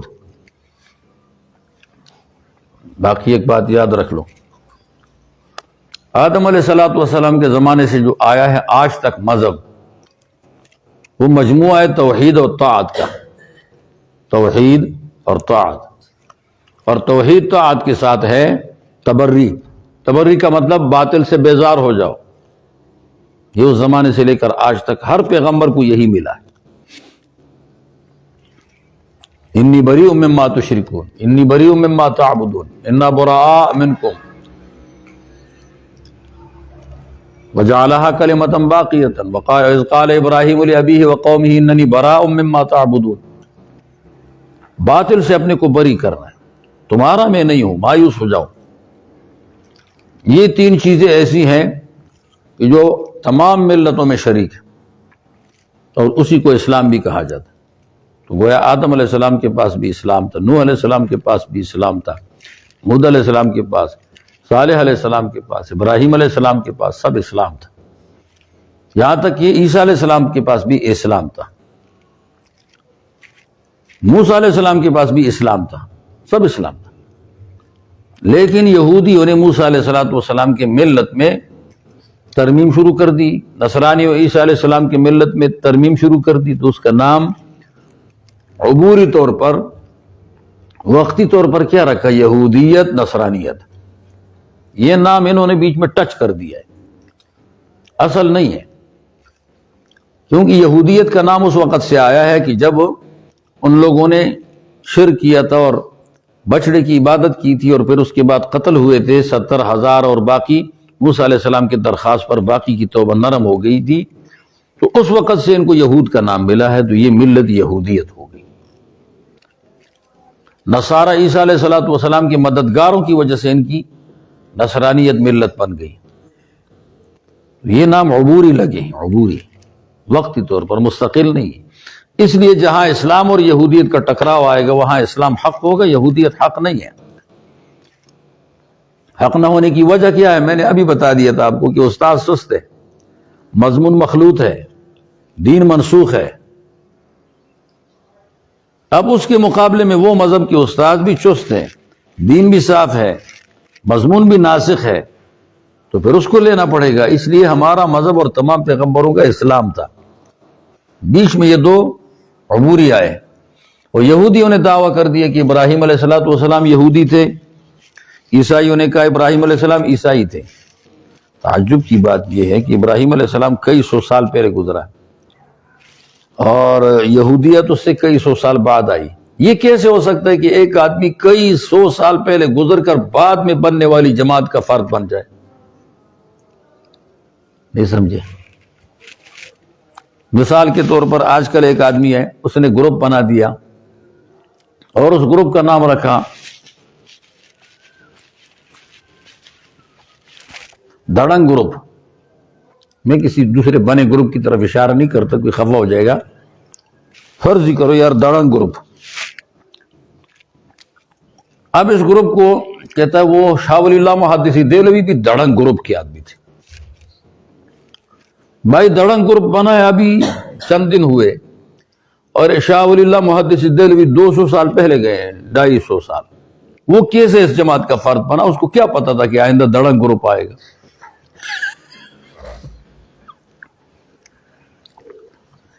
یہودی بھی اسی طرح عجیب بات کہتے، یہودیت آئی ہے کئی سو سال بعد، اور ابراہیم علیہ السلام کئی سو سال پہلے گزر کر کہتے یہودی تھے، نصارہ کہتے وہ نصرانی تھے۔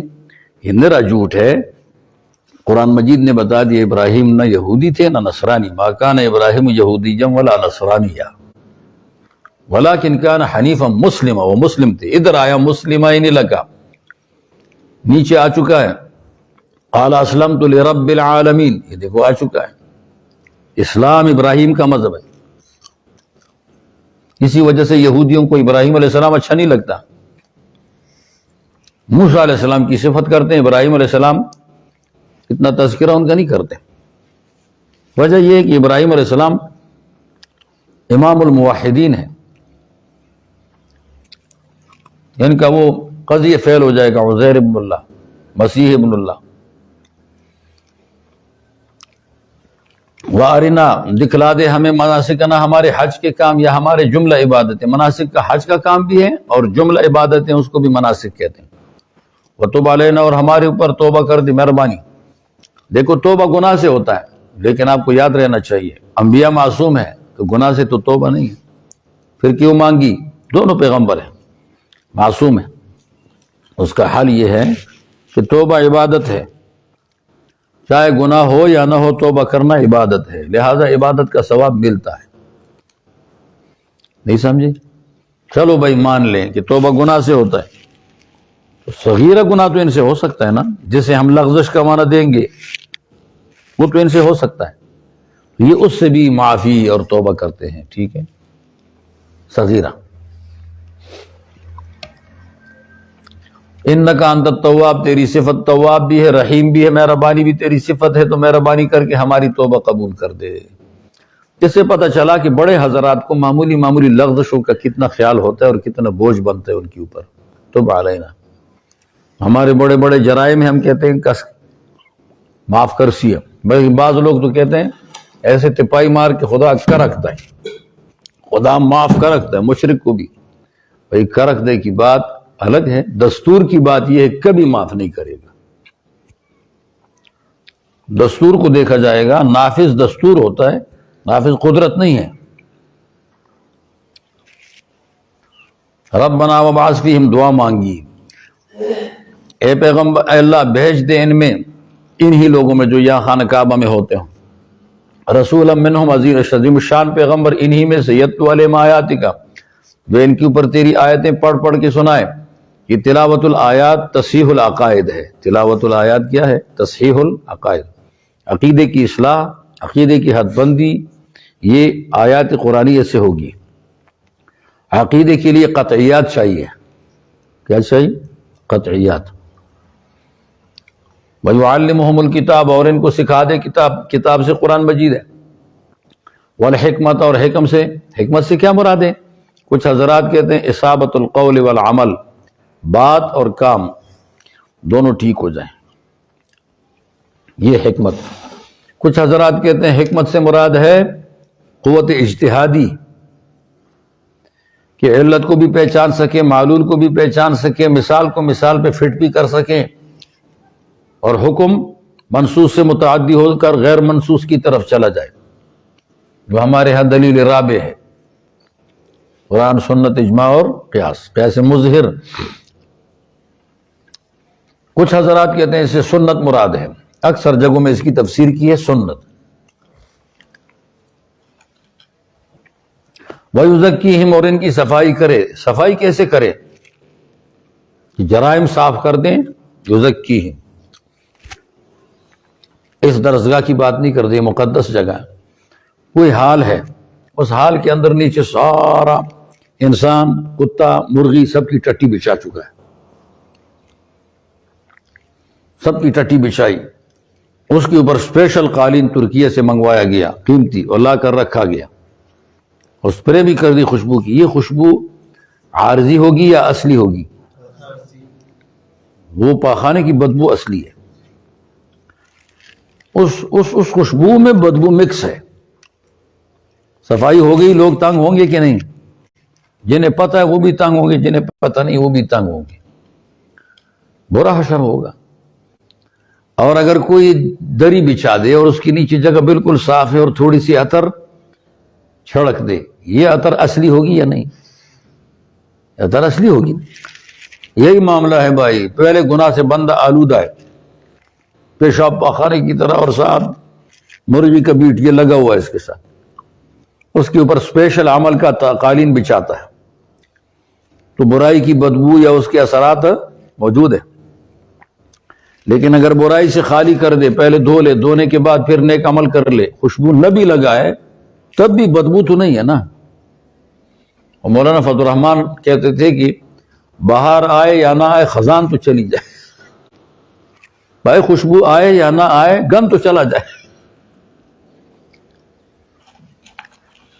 لا الہ یہ گن چلا گیا، الا اللہ وہ قالین آ گیا، اب صحیح ہو گیا نا، مزہ آیا۔ اس لیے یزکیہم میں گناہوں سے صفائی پہلے ہوگی، جتنے گناہ صاف کرو نیکی لاؤ، جتنے صاف کرو نیکی لاؤ۔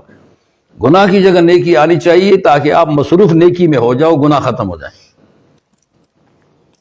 انک انت العزیز الحکیم، بے شک تو عزیز بھی ہے حکیم بھی ہے۔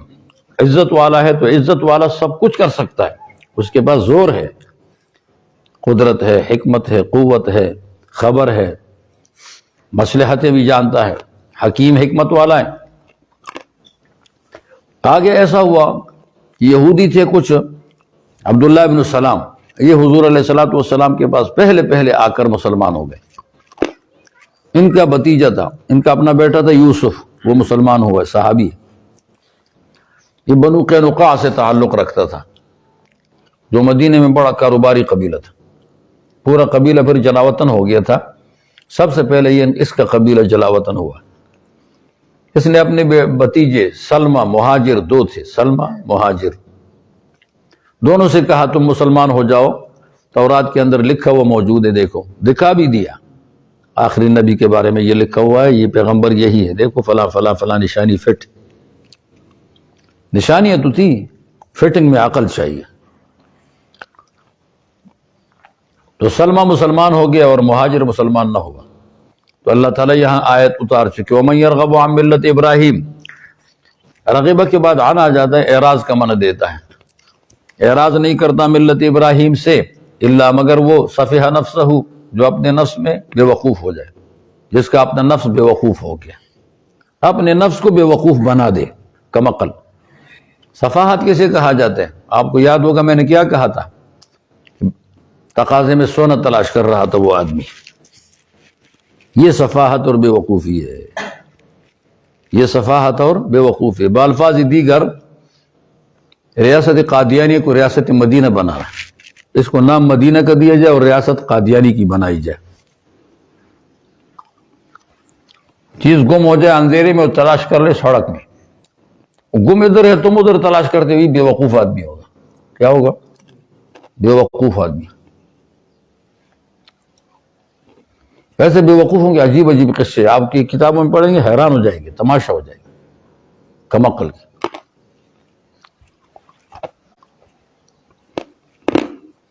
وَلَقَدِ اصْطَفَيْنَاهُ وَاللَّهِ لَقَدِ اصْطَفَيْنَاهُ، خدا کی قسم ہم نے ابراہیم علیہ السلام کو دنیا کے اندر ہم نے چنا، چھانٹی پہ لیا گیا ہے۔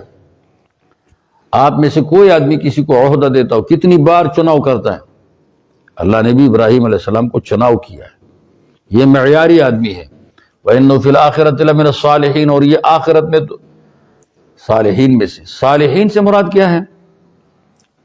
ہمارے ہاں لائق، اس کا معنی لائق ہوتا ہے، لیکن اس کا ترجمہ اگر آپ فائق کریں زیادہ بہتر ہے، کہ تمیز والی ہستی ہے، فائق ہیں۔ اذ قال له رب اسلم، اللہ نے اس کو کہا اسلم، اسلام اختیار کر لو، یہ الہام کے ساتھ کہا تھا۔ کس کے ساتھ؟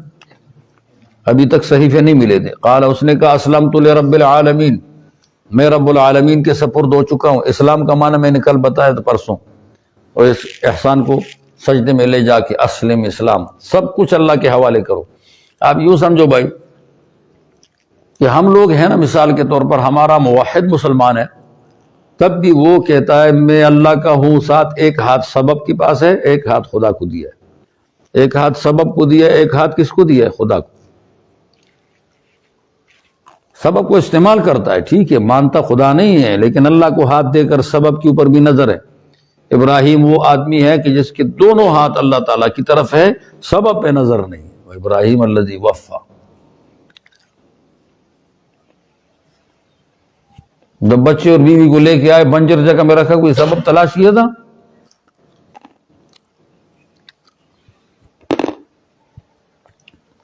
بتوں کو توڑنا شروع کر دیا، کوئی سبب تلاش کیا تھا اس کے لیے؟ ووصا، اور اس عقیدے کی بہا حازم الراجع ملت ابراہیم، یہ عام ملت ابراہیم میں ملت ابراہیم مرجع ہے، اور بہا میں حازم الراجع ہے۔ ابراہیم نے وصیت کر دی تھی اپنی ملت کی، اپنی اولاد کو، یعقوب، اور یعقوب نے بھی بنی ہی، ادھر بھی بنی نکالو، یعقوب نے بھی اپنے بنی کی وصیت کی۔ اور قالا، دونوں نے کہا، یا بنیا، اے اولاد میری، ان اللہ اصطفیٰ لکم الدین، بے شک اللہ تعالیٰ نے چنا ہے تمہارے لیے دین کو۔ دین اسلام مراد ہے، الدین، دین اسلام۔ میں نے کہا تھا دین اسلام مجموعہ کس کا ہے؟ توحید، طاعت، تبری عن الادیان الباطلہ، پھر اس کی شاخیں بہت ہیں۔ فلا تموتن الا وانتم مسلمون، پس تم مت مرو مگر تم مسلمانی کی حالت میں مرو۔ یہ الا وانتم مسلمون حال ہے، مسلمانی کی حالت میں مرو۔ ادھر ایک قانون ہے، کوئی شک کرے گا کہ بھائی ہم اسلام کی حالت میں کیسے مرے، جبکہ اسلام پہ مرنا ہمارے بس میں نہیں، اسلام پہ مرنا ہمارے بس میں نہیں۔ شیطان کس وقت کیا حملہ کرتا ہے؟ تو اس کا جواب یہ دے دیا، بڑا اچھا جواب، کہ ہر وہ کام جو کسی مبہم کے ساتھ معلق کر دیا جاتا ہے، ممتد کے ساتھ، مبہم کے ساتھ معلق کر دیا جائے، اس سے دوام مراد ہے۔ ہر وہ کام جس کو کسی مبہم کے ساتھ معلق کر دیا جائے تو اس سے کیا مراد ہے؟ دوام۔ یہ قاعدہ یاد ہو کہ کسی بھی کام کو معلق کر لو کسی مبہم کے ساتھ تو مراد کیا ہوگا؟ دوام۔ اب دیکھو، موت کو معلق کیا اسلام کو معلق کیا موت کے ساتھ۔ اسلام تو معلوم ہے لیکن موت معلوم ہے، مبہم ہے نا، اس سے اب دوام مراد ہے۔ اسلام پر دائمی رہو۔ جب اسلام پر دائمی رہو گے تو اسلام کے اوپر دائمی رہنے میں، دائمی کے مراحل میں موت بھی ہے نا، تو تم اسی پر مر جاؤ گے۔ دائم چلو گے تو اسلام پر ہی مر جاؤ گے۔ دوام، یہ قاعدہ بہت اچھا ہے۔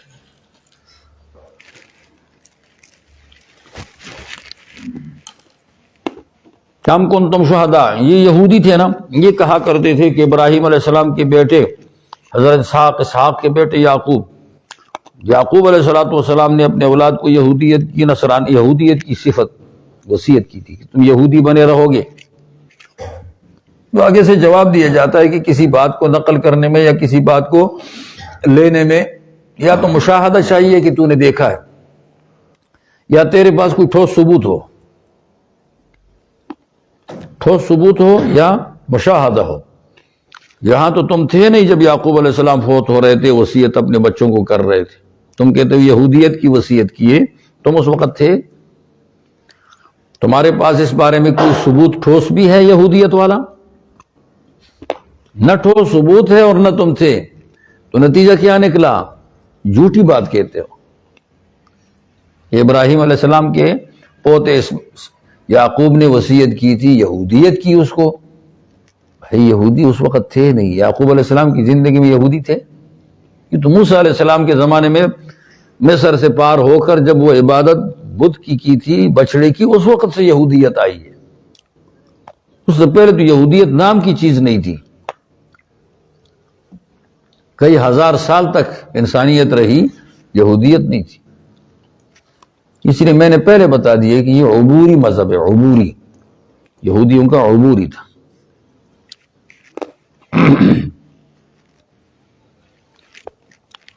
ام کنتم شہداء ابل کنتم شہداء، کیا تم حاضر تھے؟ یہ استفہام انکاری ہے، نہیں جی حاضر بھی نہیں تھے، ٹھوس ثبوت بھی نہیں ہے تو فراڈ ہے۔ اذ حضرہ، جب حاضر ہو گیا تھا یعقوب علیہ السلام کو موت، مر رہے تھے۔ اذ قال لبنیہ، یہ اذ بدل ہے اذ سابق سے، اذ قال اذ حضرہ۔ اولاد سے کہا ما تعبدون من بعدی، میرے مرنے کے بعد کس کی عبادت کرو گے؟ اور یہ اولاد پہ شک ان کا نہیں تھا، بلکہ یہ توثیقی معاہدہ ہے، تاکید معاہدہ، کہ اس معاہدے کی تاکید کر رہے، ورنہ اولاد تو اس کے ویسے بھی مسلمان تھے۔ یوسف علیہ السلام کے ساتھ یعقوب علیہ السلام کی باقی بیٹوں نے زیادتی کی تھی، لیکن یوسف نے بھی معاف کر دیا، یعقوب علیہ السلام نے بھی معاف کر دیا، انہوں نے خدا سے بھی معافی مانگی، تو پھر اولیاء بن گئے تھے۔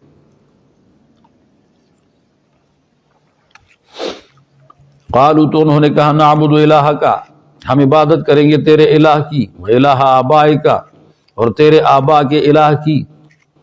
یہ عطف تفسیری ہے بھائی، کیا ہے؟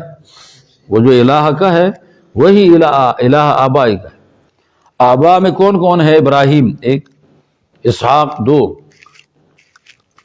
اسماعیل تین، چچا بھی دادوں میں شمار ہوتا ہے، دادے کا بھائی بھی دادوں میں شمار ہوتا ہے، تو یہ تو اسحاق کی اولاد ہے نا، لیکن اسماعیل اور اسحاق آپس میں سگے بھائی ہیں، تو اسماعیل بھی دادوں میں شمار ہو گئے۔ الہ واحدن، الہ ایک، یہ الہ کا بدل ہے، الہ کا مبدل منہ، الہ واحدن بدل، الہ کا مبدل منہ، الہ واحدن بدل، معرفہ سے نکرہ مخصصہ بدل بنتا ہے نا، لنصفعا بالناصیہ الہ کا، ناصیۃ کاذبہ الہ واحدہ، ٹھیک ہے۔ وَنَحْنُ لَهُ مُسْلِمُونَ، حالانکہ ہم تو اسی کے لیے، لہو خبر مقدم، خبر مقدم نہیں اصل میں، یہ متعلق مقدم ہے، نحن مسلمون لہو تھا، ہم تو اسی اللہ کے لیے اپنے کو سپرد کرنے والے ہیں۔ یہ دیکھو یعقوب علیہ السلام کے اولاد یہ نہیں کہتے کہ ہم یہودی ہیں، بلکہ یہ کہہ رہے ہیں ہم تو مسلمون ہیں، ہم کیا ہے؟ مسلمون، عبوری مذہب کا نام نہیں لیا ہے، اصلی کا لیا ہے۔ تلک امتن، تلک یہ اشارہ ہے ما سبقہ حضرات کی طرف، ما سبقہ کون ہے؟ ابراہیم، اسحاق، یعقوب، اسماعیل وغیرہ، یہ ایک امت تھی، قد خلت، یہ گزر گئی، لہا ما کسبت، ان کے لیے وہی ہوگا جو انہوں نے کر دیا، ولکم ما کسبتم، تم لاحقین ہو، تمہارے لیے وہی ہوگا جو تم کر چکے ہو۔ اگر توحید ہے اور اس کے ساتھ اخلاص بھی ہے اور باطل سے براءت بھی ہے اور طاعت بھی ہے، اس کے ساتھ اگر رشتہ بھی اچھا ہے تو نور نلا نور، لیکن عقید توحید نہیں ہے تو رشتہ نافع نہیں ہے، اسی لیے کہا تم اسی کے رشتے میں پوتے بنتے ہو، لیکن ان کے لیے ان کا، تمہارے لیے تمہارا، ان کا تمہیں فائدہ نہیں دے گا، ان کا تمہیں فائدہ، کیونکہ یہاں مشن اور منشور میں جدا ہو گئے تو نسب فائدہ نہیں دے رہا۔ بھائی جو مشن منشور میں جدا ہو جاتا ہے نسب فائدہ دیتا ہے، یا بنی ارکم معنا ولا تکن مع الکافرین، تو بیٹے کا منشور باپ سے جدا ہو گیا، نسب تو موجود ہے لیکن کیا کہا؟ لا تکن مع الکافرین، کافروں کے ساتھ مت ہو، تو بیٹا بچ نہ سکا، مشن منشور میں جدا تھا۔ ولا تسألون عما كانوا يعملون، تم سے نہیں پوچھا جائے گا ان کے کاموں کا جو وہ کرتے رہے زندگی بھر۔ یہاں یہ بھی ہے ساتھ کلام میں اختصار ہے، ولا تسألون عما كانوا يعملون ولا يسألون عما كنتم تعملون، ولا يسألون عما كنتم تعملون، جو تم کرتے ہو ان سے بھی سوال نہیں، جو وہ کرتے تھے تم سے ان کے بارے میں سوال نہیں، اپنا اپنا سیدھا کرو معاملہ۔ نسب بے شک ثابت ہے، لیکن نسب تب فائدہ دیتا ہے جبکہ بیچ میں کیا ہو بھائی؟ عقیدے میں اتحاد، ورنہ آدم علیہ السلام کا بیٹا ہے قابیل، وہ دوزخی ہے اور اس کا باپ ہے آدم علیہ السلام، وہ جنتی ہے، حابیل جنتی ہے، رشتے نے وہاں کام نہیں دیا، مشن جدا ہوا، منشور جدا ہوا۔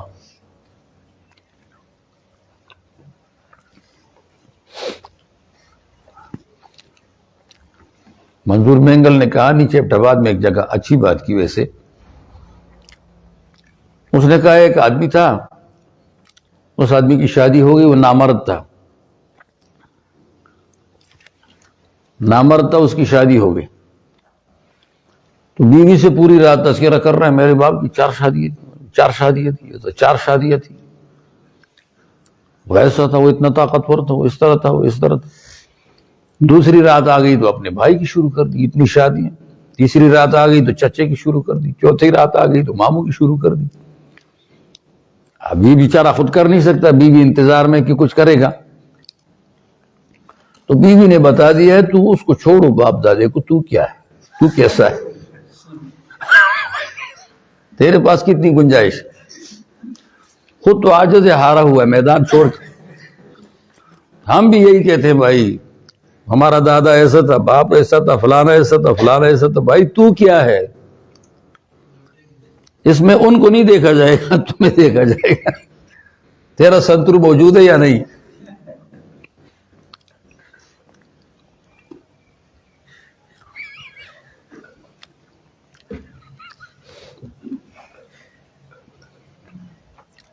وَقَالُوا كُونُوا هُودًا أَوْ نَصَارَىٰ، یہودی کہا کرتے تھے لوگوں کو، تم ہو جاؤ یہودی یا نصرانی بن جاؤ، تہتدوا، راہ پاؤ گے، اصل راستہ یہی۔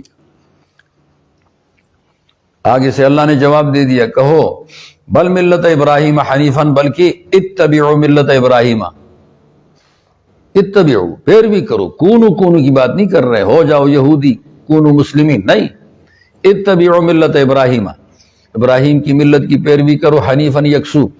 باقی ابراہیم علیہ السلام کے اصول تورات کے اصول برابر تھے، ابراہیم علیہ السلام کے اصول اور انجیل کے اصول برابر تھے، فروع میں فرق تھا، لیکن ابراہیم علیہ السلام کے اکثر اصول اور ہمارے اسلام کے اکثر اصول برابر ہیں، تو ہم فروع میں بھی ابراہیم کے ساتھ برابر ہیں اور اصول میں بھی ابراہیم کے ساتھ کیا ہے بھائی، برابر۔ تو ہمارا اصل ملت ابراہیمی ہمارا ہے، کہ تمہارے اصول تو برابر تھے لیکن تمہارے بہت سارے فروع ابراہیم کے فروع کے خلاف تھے، ہمارے اصول بھی موافق ہیں، فروع بھی معمولی سے اصول کا فرق ہے، باقی برابر ہیں۔ وما کان من المشرکین، ابراہیم علیہ السلام مشرک نہیں تھے، یکسو تھے بھائی، یکسو، میں نے کہا نا یکسو کیا ہے، دونوں ہاتھ خدا تیرے، یہ دونوں ہاتھ تیرے لیے ہیں، یکسو۔ قولوا آمنا باللہ، اب اللہ تبارک و تعالی کہتے ہیں، مسلمانوں کو سکھاتے ہیں، وہ کہتے ہیں کونوا ھودا او نصارا، ہم یہ نہیں کہیں گے، ہم کہیں گے قولوا آمنا باللہ، سارے کہو ہم ایمان لے آئے اللہ پر، وما انزل الینا، اور اس چیز پر ایمان لے آئے جو ہماری طرف اتارا گیا ہے۔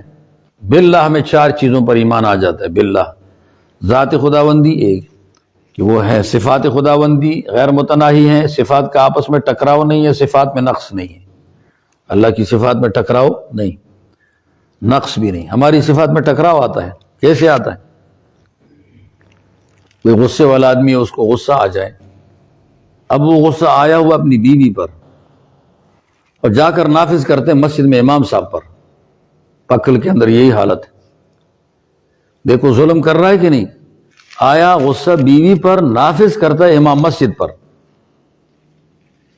یہ ظالم ہو گیا ہے، اس کے غصے اور رحمت میں ٹکراؤ آ گیا، تبھی تو ظالم ہوا، کہ رحمت والے پہ رحمت کرنا چاہیے، غصے والے پہ غصہ کرنا چاہیے، تو جس پہ غصہ ہو گیا اس پہ نہیں کر رہا، اور جا کر عاجز ہو کر امام بیچارے کو پا کر اسی کے خلاف بھڑک گیا۔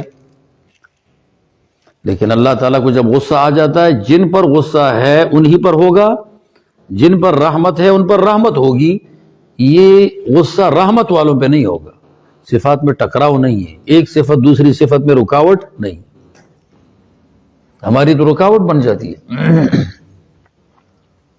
اس کی رکاوٹ نہیں ہے۔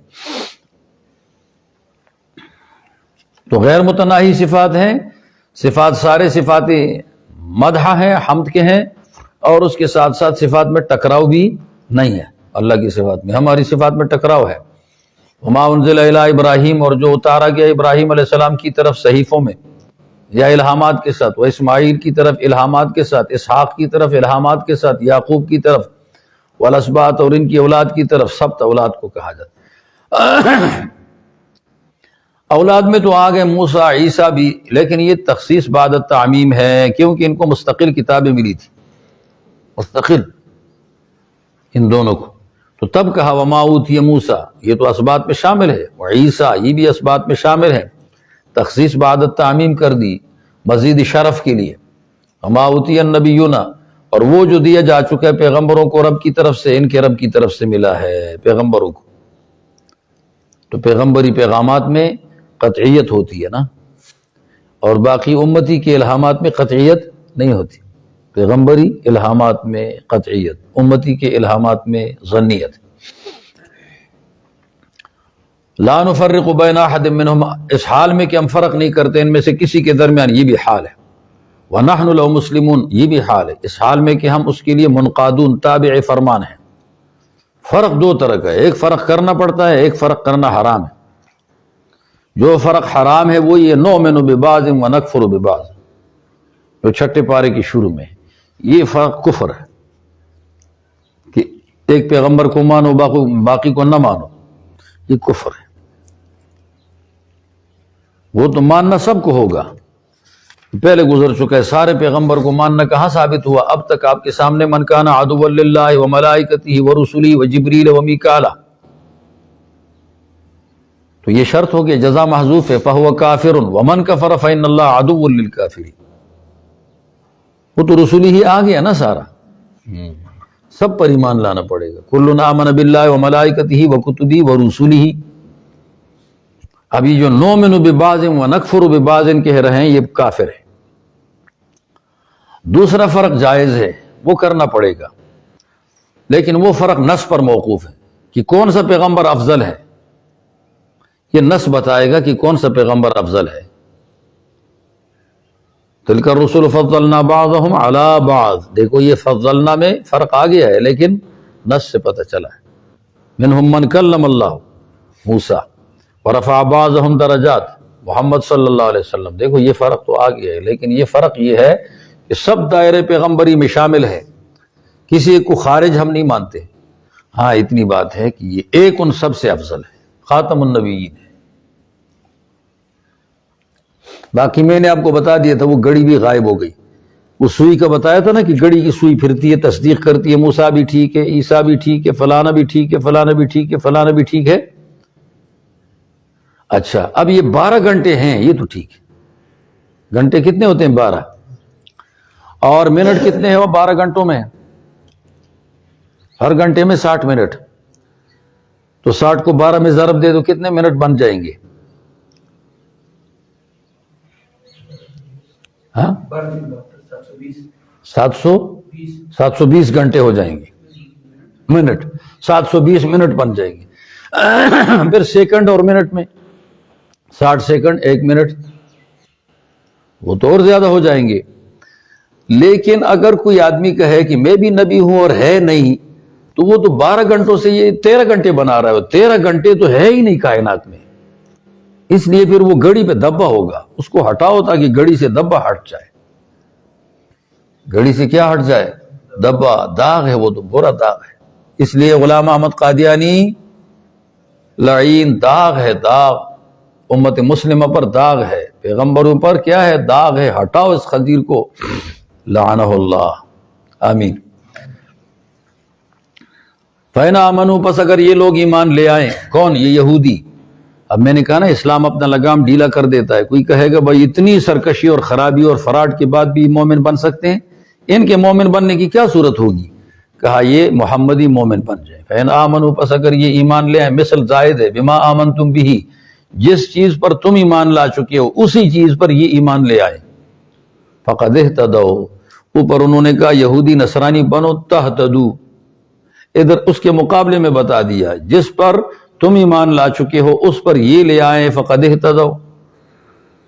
اب جس پر تم ایمان لا چکے ہو اس میں تورات بھی ہے نا، انجیل بھی ہے نا، لیکن دونوں کما ہما موجودان ہی نہیں، بلکہ دونوں کما انزلا، جیسے اترے تھے، کما ہما موجودان ہی نہیں بلکہ کما انزلا، جیسے اترے تھے۔ اترے پر ہمارا ایمان ہے، موجودہ تورات اور انجیل پر ہمارا ایمان نہیں ہے۔ ہاں قدر کریں گے کیونکہ اس میں ارشادات خداوندی اور محرف دونوں مکس ہیں، تو ہمیں اللہ تعالیٰ کے ارشادات کو ضائع تو نہیں کر سکتے۔ اس کی مثال ایسی ہوگی، کوئی خط لکھتا ہے بسم اللہ الرحمن الرحیم، نحمد و نصلی علی رسول الکریم، اور بیچ میں لکھ دیا ہے فلانی جگہ جا کر قتل کرو، فلانی جگہ برائی کر لو، ٹرک آٹا بناؤ۔ ٹرک آٹا آج کل بن گیا نا، اسلام آباد میں ٹرک آٹا بنا ہے، اسلام آباد ہے، مظاہر نقوی کا، وہ اسلام آباد میں ٹرک آٹا جج نے بنایا۔ یہ سارے یہ کام کر لو، آخر میں کہا یہ میری وصیت پکی، آج یہ سارا کرنا ہے۔ اب بتاؤ اس میں بسم اللہ اور نحمد و نصلی علی رسول الکریم تو ٹھیک بات ہے، باقی پیچھے سارا گناہ ہے، اس کو تو پھاڑ سکتے ہو، لیکن بسم اللہ کو نحمد اس کو نہیں پھاڑ سکتے۔ تو تورات میں کچھ اس طرح ہے، جیسے پیچھے کی بات تھی اور کچھ شروع میں بھی ہے، تو ہم وہ حق ہے احترام کریں گے تاکہ حق کی بے اکرامی نہ ہو جائے۔ وَإِن تَوَلَّوْا، اور اگر یہ بے رخی کر لے، فَإِنَّمَا هُمْ فِي شِقَاقٍ، وَإِن تَوَلَّوْا، اگر یہ بے رخی کر دیں تو یہ بعید نہیں، فَلَيْسَ التَّوَلِّي عَنْهُمْ بِبَعِيدٍ، یہ تولی ان سے کوئی بعید نہیں۔ کیوں؟ فَإِنَّمَا هُمْ فِي شِقَاقٍ، پس یہ تو دشمنی میں ہے۔ فی شقاق میں یا ہم مشاقون میں بڑا فرق ہے، انما ہم مشاقون نہیں کہا، فی شقاق کہا۔ فی شقاق میں جو مبالغہ ہے وہ مشاقون میں نہیں، یہ تو دشمنی میں رہ رہے ہیں، بس رہے ہیں، پل رہے ہیں، ان کے پاس سوائے دشمنی کے کچھ نہیں۔ اور انما ہم مشاقون اگر ہوتا تو اس کا معنی یہ ہے یہ دشمنی کرتے ہیں، دشمنی میں ہے نہیں، دشمنی کرتے ہیں۔ کرتے ہیں اور میں ہے میں فرق ہے، کبھی کرنے میں چیز تھوڑی ہوتی ہے اور میں ہے میں زیادہ ہوتی ہے۔ فَسَيَكْفِيكَهُمُ اللَّهُ، پس اللہ تبارک و تعالی تیرے لیے کافی ہوگا۔ یکفیکہم اللہ فی شقاقہم، اس شقاق میں خدا کافی ہوگا۔ اب وہ کیسے کافی ہوگا؟ اچانک اللہ تعالیٰ نتیجہ الٹا کر دیتا ہے، باطل کی محنت ہوتی ہے محنت، نتیجہ حق والوں کے حق میں آ جاتا ہے، باطلوں کے بارے میں نہیں آتا۔ کیا امید تھی کہ افغانستان میں طالبان آئیں گے؟ تھی کسی کی؟ اچانک نتیجہ پلٹ گیا اور اللہ تعالیٰ نے ان کی گود میں حکومت ڈال لی، اور امریکہ ریورس ہو کر شرمندہ، عالمی دنیا میں شرمندہ بن کر چلا گیا۔ یہ امید نہیں تھی کسی کی۔ بڑے بڑے علماء بھی کہتے تھے بھائی یہ دوبارہ نہیں آ سکتے، بڑا مشکل ہے جی، کوئی کہتا ممکن ہی نہیں۔ ہم اس وقت بھی امید میں تھے آئیں گے دوبارہ خدا کے فضل سے، لیکن ایک بات ہے جب ملا سے کوئی مار کھائے دوبارہ سر نہیں اٹھا سکتا۔ جو آدمی ملا سے مار کھائے گا وہ سر نہیں اٹھا سکے گا۔ ہاں یہ ضروری ہے کہ ملا حق کا نمائندہ ہو، یہ نہ ہو تو پھر سر اٹھاتے دوبارہ۔ انگلستان میں انگلینڈ نے ملا سے مار کھائی ہے، ہندوستان میں اکابرین دیوبند جیلوں میں رہے، سر اٹھا سکتے ہیں؟ محدود جگہ میں اس کی حکومت ہے، پہلے دنیا میں تھی بھائی۔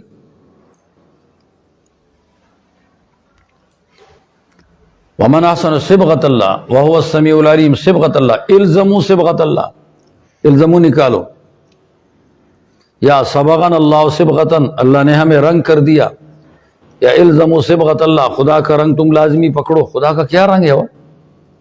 اللہ تعالیٰ کا رنگ، یہ مطلب ہے خدا اپنے کو رنگ نہیں دیتا، اللہ نے جو رنگ تجویز کیا ہے ہمارے لیے وہ رنگ تم اپنے لیے لگاؤ، وہ رنگ ہے صبغۃ الایمان، صبغۃ الاخلاق، صبغۃ التقوی، صبغۃ التجنب عن المعاصی، معاصی سے بچ کے رہنا، یہ رنگ ہے تقوی کا۔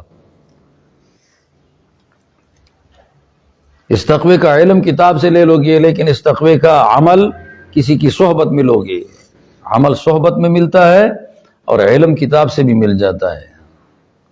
علم آن لائن ہو جاتا ہے، تربیت آن لائن نہیں ہو سکتی ہے تربیت آن لائن، علم مل جاتا ہے۔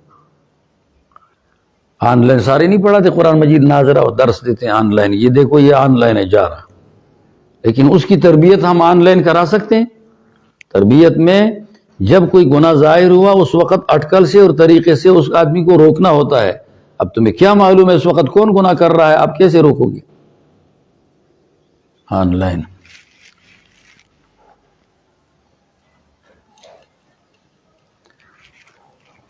وَمَنْ أَحْسَنُ مِنَ اللَّهِ صِبْغَةً، کون اچھا ہے اللہ تبارک و تعالی سے رنگ کرنے کے اعتبار سے، یعنی تقوی کے اعتبار سے۔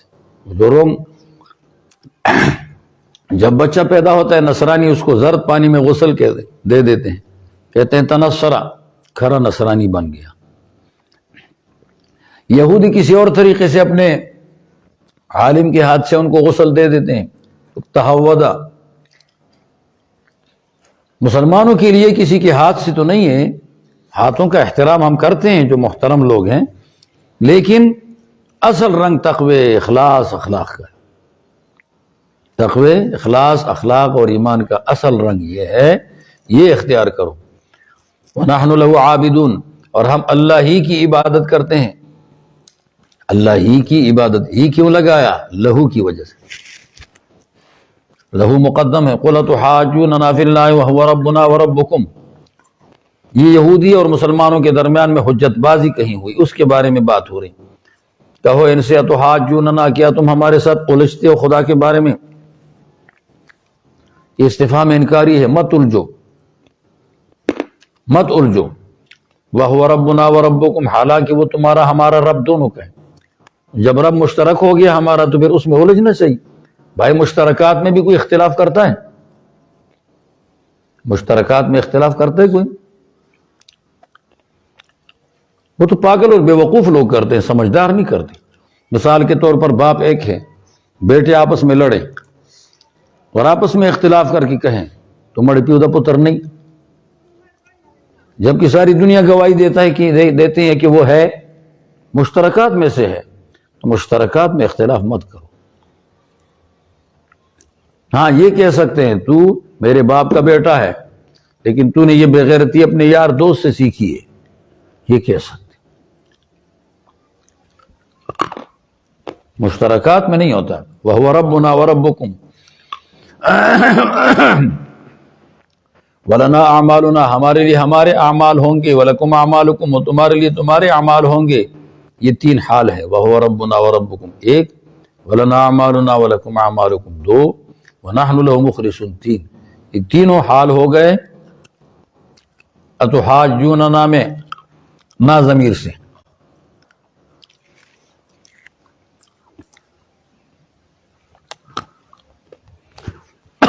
ہم تقولون، ابل تقولون، کیا بلکہ تم کہتے ہو کہ ابراہیم اور اسماعیل اور اسحاق اور یعقوب اور اسباط اولاد ان کی، کانوا ھودا و نصارا، یہودی کہتے ہیں یہودی تھے، نصرانی کہتے ہیں یہ نصرانی تھے۔ کیا تم یہ بات کہتے ہو؟ ایسی بھونڈی بات، بدشکل بات۔ آگے تو تیسرے پارے میں آ چکا ہے، ما کان ابراہیم یہودیا ولا نصرانیا ولکن کان حنیفا مسلما وما کان من المشرکین، صفحہ 53 آل عمران، رکو نمبر 6، 9، 14۔ یہ دیکھو، ما کان ابراہیم یہودیا ولا نصرانیا ولکن کان حنیفا مسلما وما کان من المشرکین۔ اسلام ہمارے مشترکات میں سے یہودیت اور نصرانیت ایک کنارے کے مذہب ہے، عبوری ہے۔